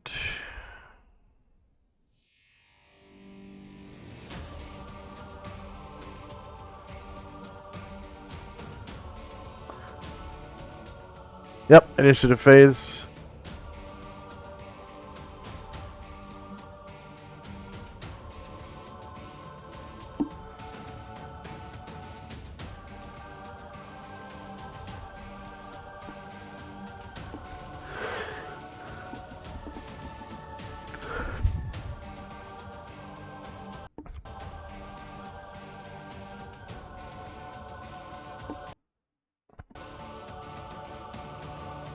Oh, just then, right at the end of the round,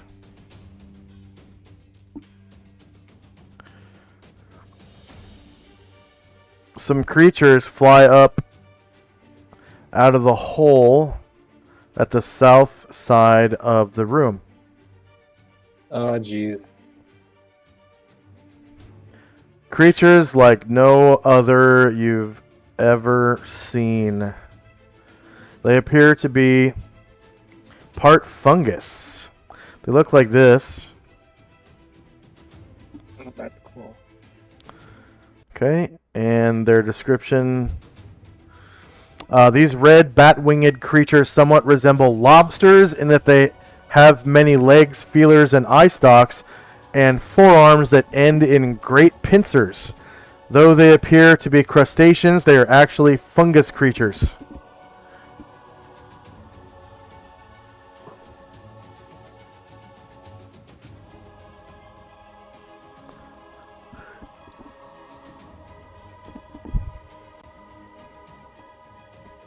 And they appear to be flying about 10 feet above the ground. At a rate of 30.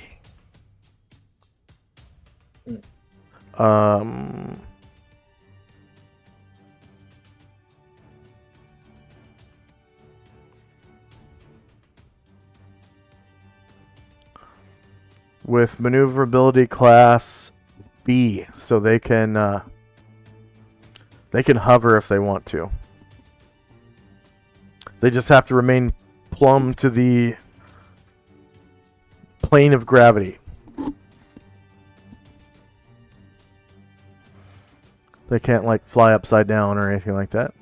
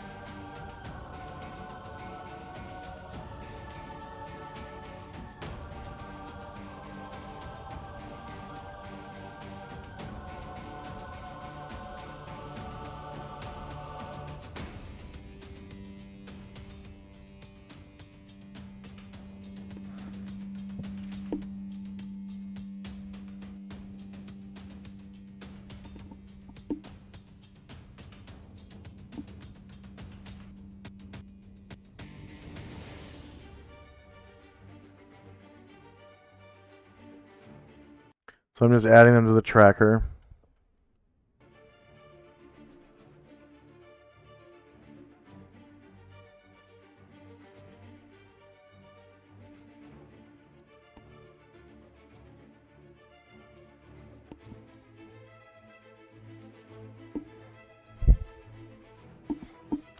And are you still rolling or no?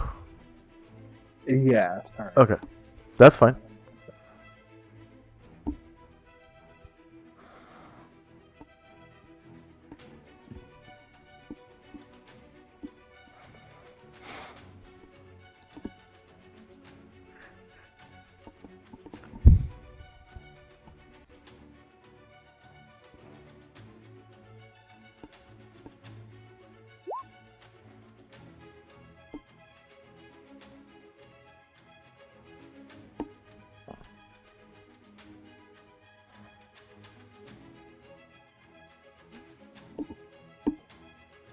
Okay, no. Um.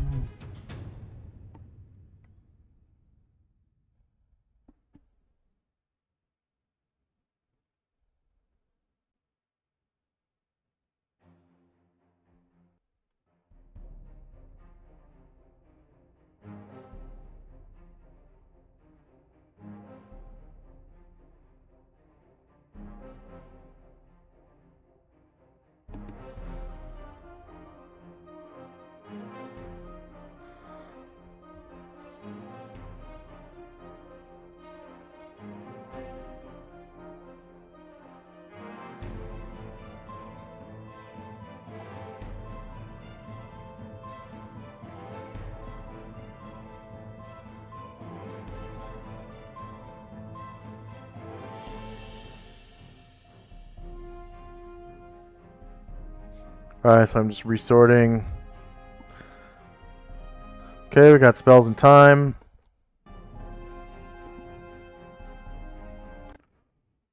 And first up is Ryer. Okay, Ryer, seeing this thing guy is tough to hit, he's gonna cast his third and final spook spell.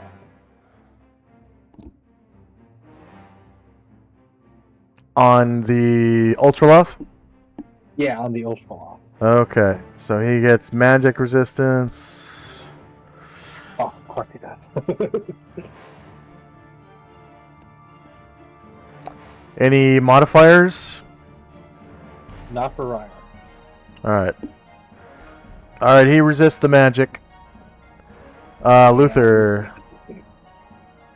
Alright, Luther is going to attempt his dispel magic. Okay.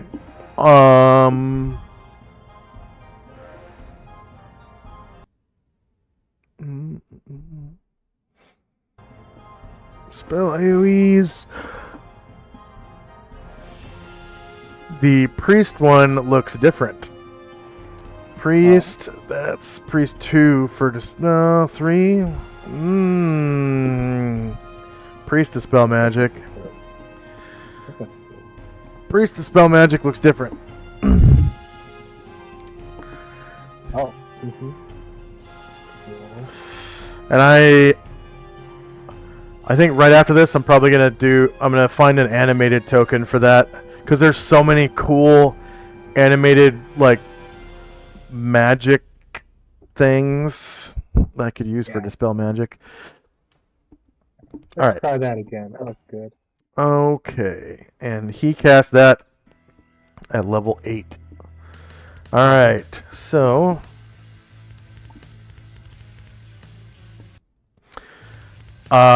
we'll do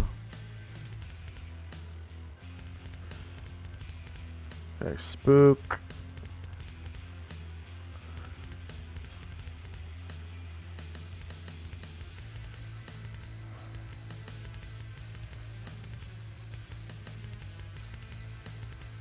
Alright, so we'll do Gargamond Hold. It's at 13th level. Dispelled at level 8.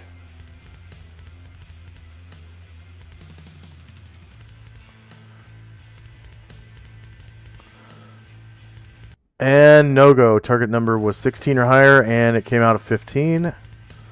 Oh, We'll do Gargamon Cat's Grace. Cast at level 12. Yeah. And dispelled at level 8. Cat's Grace is dispelled, so he loses some dexterity from that. Okay. Next we'll do the Wall of Fire itself. Wall of Fire. 13th level magic. Dispelled at level 8. Damn, failure. Target number was 16 or higher, rolled a 7. And now we'll do Shandrak's Hold.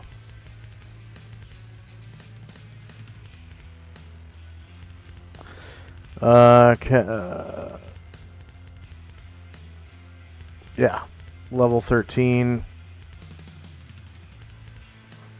Dispelled at level 8. Another failure. So 16 or higher, and it came out of 12. So the only thing that got dispelled was a good thing on Gargamon, his Cat's Grace. And he loses 3 dexterity and goes back down to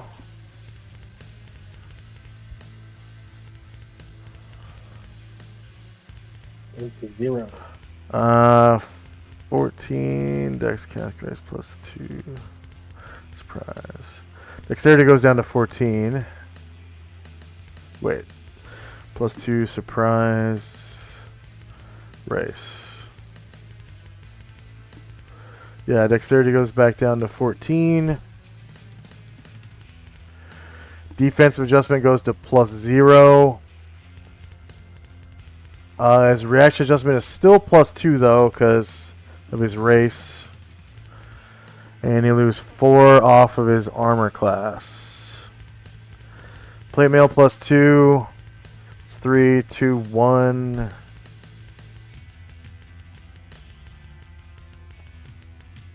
Huh. His armor class should have been way lower than AC minus 1. But now it's 3 minus 2.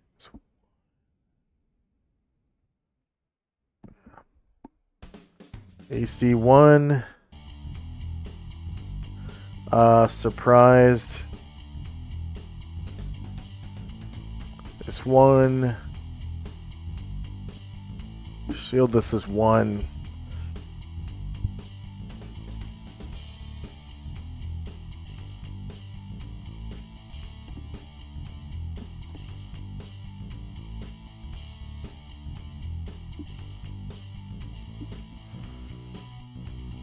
I think that's about it.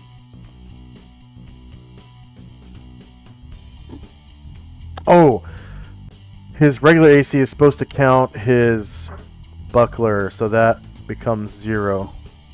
And then shieldless is 1. Surprised is 1.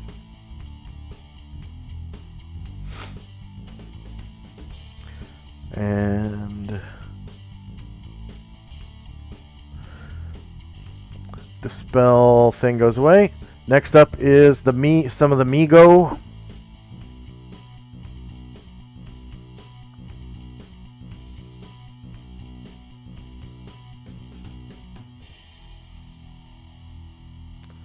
Oh no, did I delete that?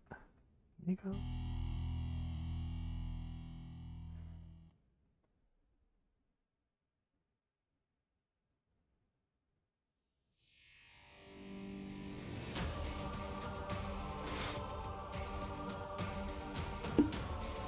Alright, so this Migo is going to fly right over the top of Ryer.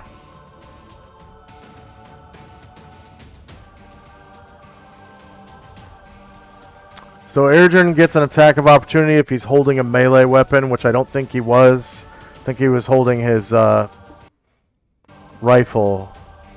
Yeah, that's right.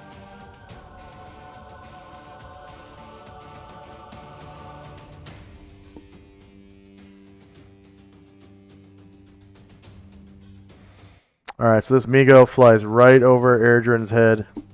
Tries to attack the Ultraloth. Oh. Left claw.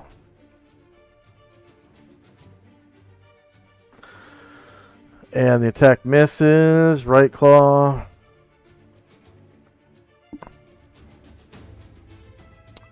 And the attack misses. Another Migo comes right up behind Shandrak's double and attacks, and of course passes right through and does nothing. This Migo is going to Got no loyalty to no one. say again. Oh, I was like, at first I was like, oh, maybe they're friends. It's like, nope, they attacked me too. It's like, they don't got no loyalty. Yeah. This Migo comes up right behind Luther. Luther is actually going to turn. So he's still threatening the Ultraloth and only bearing his shieldless flank to the Migo. So the Migo gets a shieldless flank attack against Luther. So attack, left claw, Luther.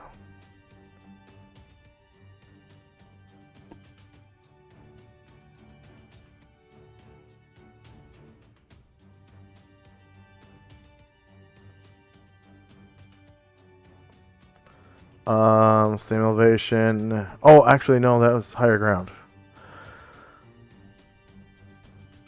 So left claw, Luther. Shorter melee, higher ground. -2 because of the protection from evil. So now you know they're evil. And damage roll modifier, nothing. Okay, so this is shieldless flank, and the Migo rolls a 1. Can we get a shit in chat? Wee shit.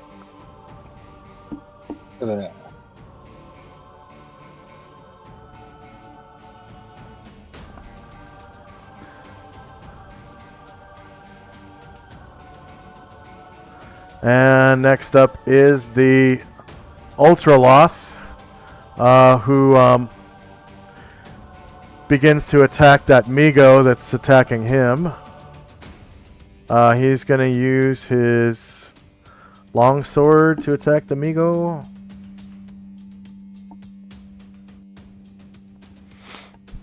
So shorter melee, lower ground. No attack mod and no damage mod. Okay, Migo's shieldless. So the Ultraloth is also off balance now. Can we get another shit in chat? Wee shit in chat. Then one of the other Migo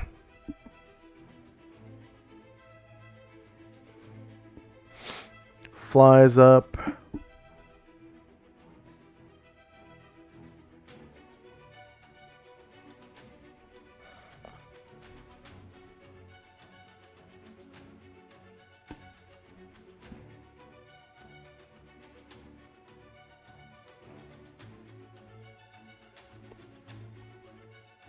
Let's see, I don't know if they're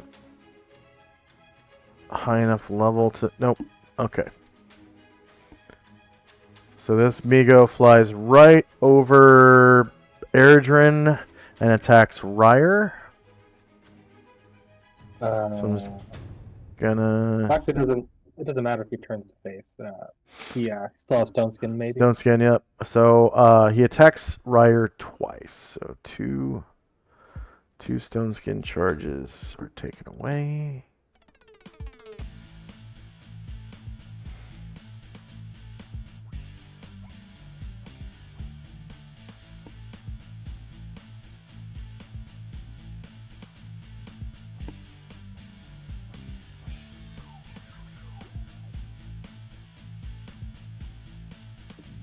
And another Migo comes up from behind.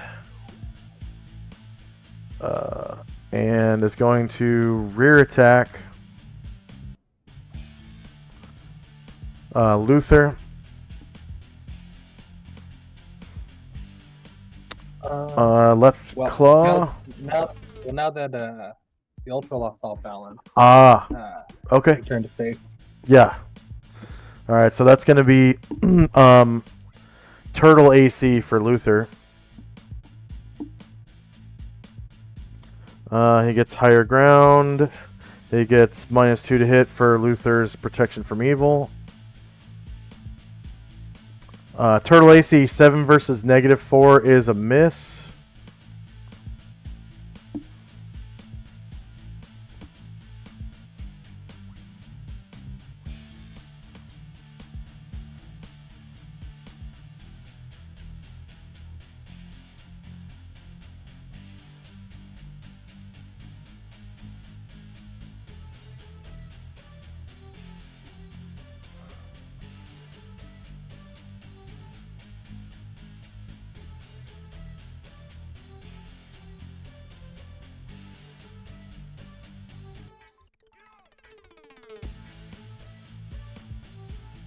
Okay, shorter melee, higher ground.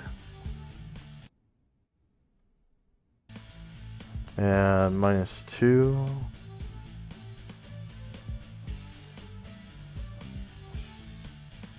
Ten versus -4 is a miss. Next up is Held Gargamon. After that is another Migo.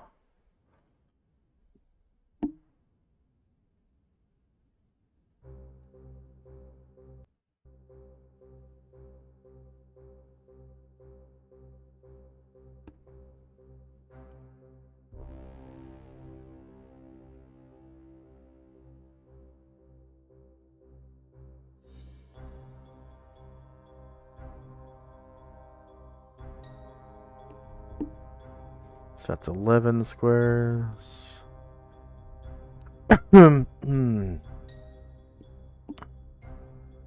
17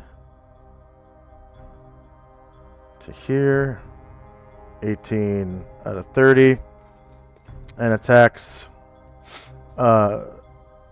Luther from the shieldless flank.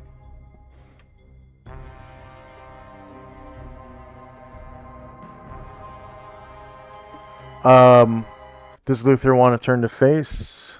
He wouldn't be bearing his back to anybody if he turned to face this guy. Well, anybody who's threatening him, that is. Because he's bearing his back to this creature, this Migo, but this Migo is not threatening him. Alright, so this will be Turtle AC.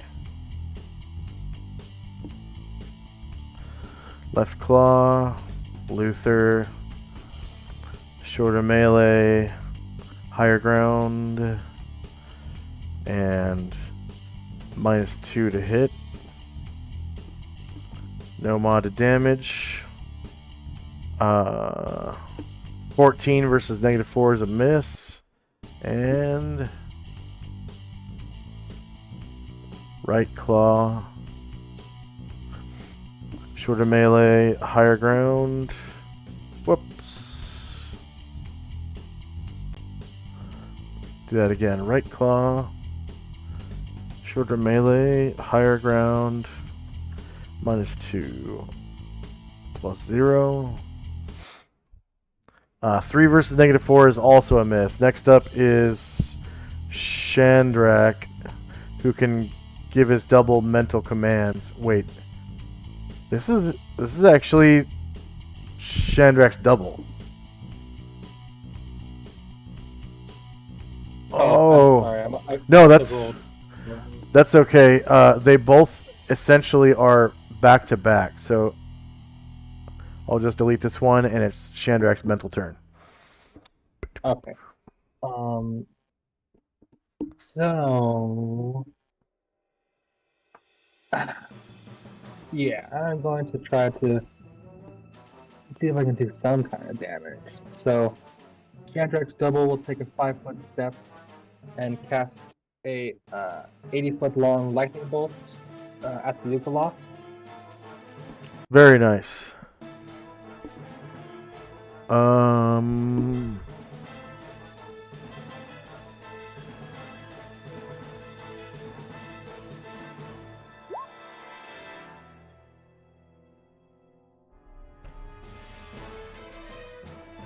That's the long straight one? Yeah. That's 1 square wide? Yeah, exactly. Alright, so it would go down this way and then bounce off and go straight south. So it goes like this. And then just doesn't hit anything. Because how long is it supposed to be? Within an angle. 80 feet? Yeah, 5 by 80.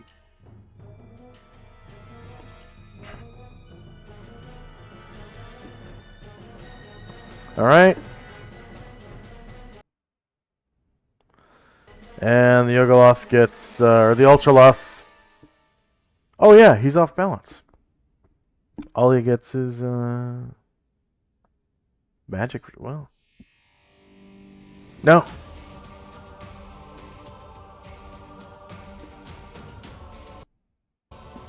He doesn't get that.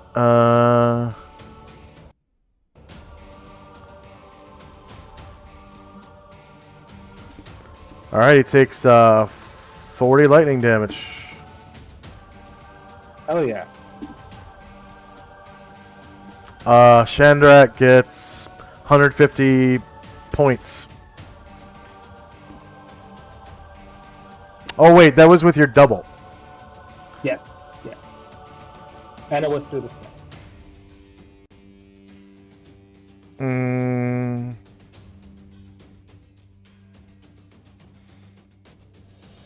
Oh yeah, you still have to scratch that off your list. So yeah, you get 150 points. Yeah. Yep. Alright. Okay. One of the Migo flies up to attack.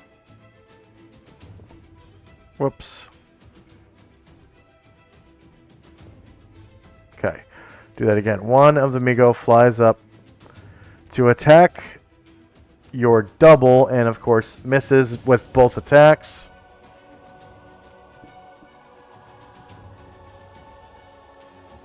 Erdrin. And Erdrin is surrounded by a bunch of bug-looking guys, so he's just gonna stay where he's at. Alright. One of the Migo. Actually, wait. I would like to have him move silently away from the group.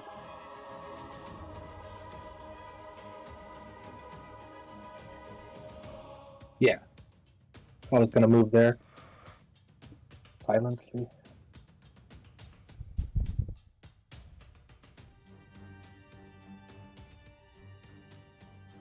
Erdrin? Yeah. Okay.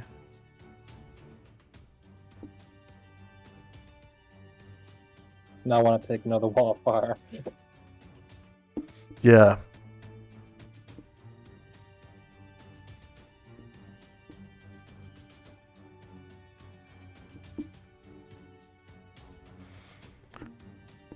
I don't know why there's another amigo on the TOT, but yeah. This this Migo flies up.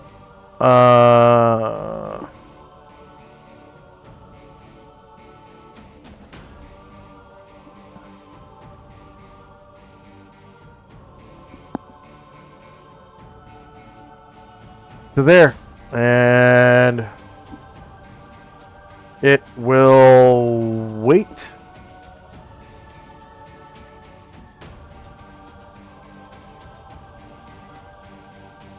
And this Migo already went, so I don't know if that's like it has 2 slots on the turn order tracker, maybe. I don't know. And then Gargamon is still held. End of round. Regeneration would occur right now, but I don't think anyone regenerates. You can remove your shits.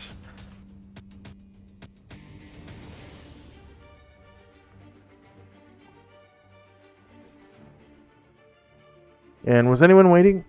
I don't think anyone was. No, none of my people. Okay.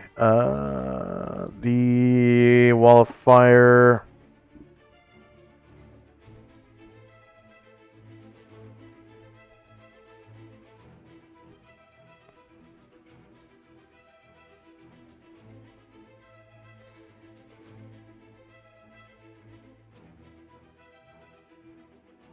Alright, so Gargamond and Chandrak take another 6 damage.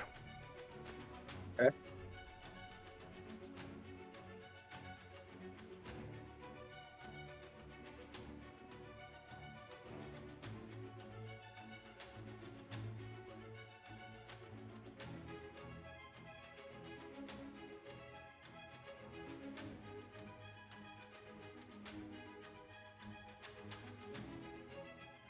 And that is the end of round, and we're now in initiative phase again.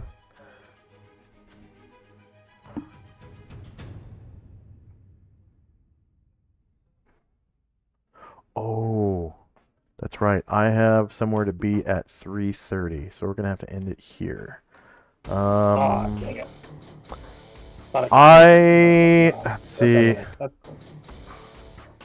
I'll give you experience for the Ultraloth because it was close, but not the Migo. Yeah. That's very good.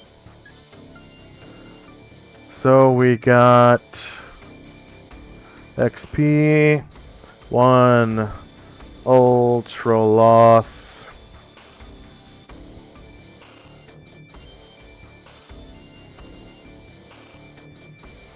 $26,000 points on an Ultraloth. Ooh. Right. 26,000. Enter. 1 player character. NPCs was the Bard, the Cleric, the Minotaur, and the Assassin. So that's 4. Number of creatures defeated was... I'm not going to give hit dice, so 0. Hit dice per creature doesn't matter. Warriors and bards in the party doesn't matter. Oh. Neat. And I'll put you on the landing page.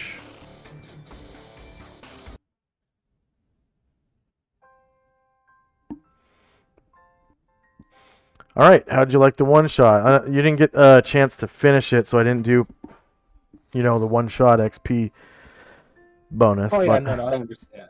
Yeah. I think It you was fun. Yeah. earned about 13,000 experience points for Chandrak today. Yeah, that was nice. Just that helped. That just broke the 400K with Airdrin with it. Nice. So it looks like I got some work to do on that Wendigo because he is a reskinned render. And when I did some attacks with him, it said render, you know, and I'm like, whoops. So I'm gonna have to fix that. And it's a nice, you know, one shots are a nice opportunity for me to play test monsters that I haven't used yet, so I can fix all the little fuck ups and stuff. Like the Ultraloth obviously had an issue with his Thaco, and I couldn't roll an attack. And then he had issues with his spells and stuff because I wrote the wrong thing down in his on his character sheet.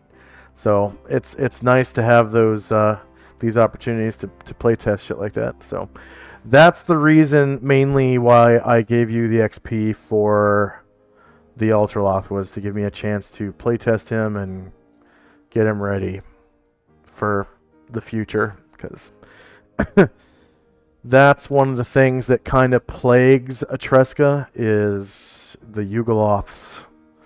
So that'll come into play later in the next story arc. Okay. Nice. So there's a lot of monsters that I'm making for that part, including the Yugoloths. So Okay, so I remember you saying you wanted to do like American Myth. That's why it's a Wendigo. Okay, that's cool. Yep, yeah, the Wendigo. I've done some other monsters that I've grabbed from like first edition that I kind of have translated into second, and then I had to reskin a couple monsters, like a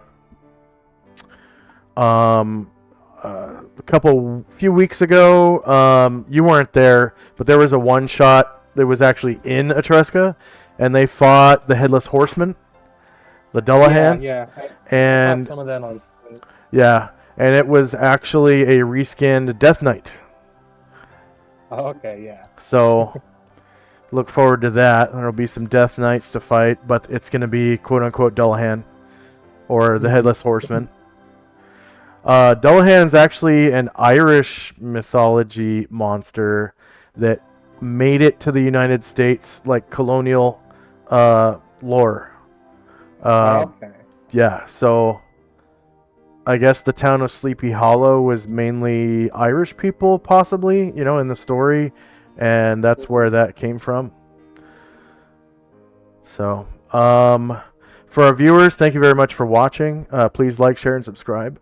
We're going to raid into another channel, and if you stick with the raid, you'll earn an extra, I think it's 200 points.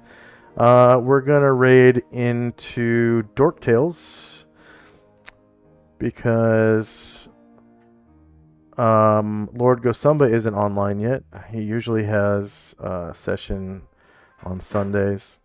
All right, here we go into Dork Tales. Whee! And yep, thanks again for watching. We'll see you soon. Bye-bye.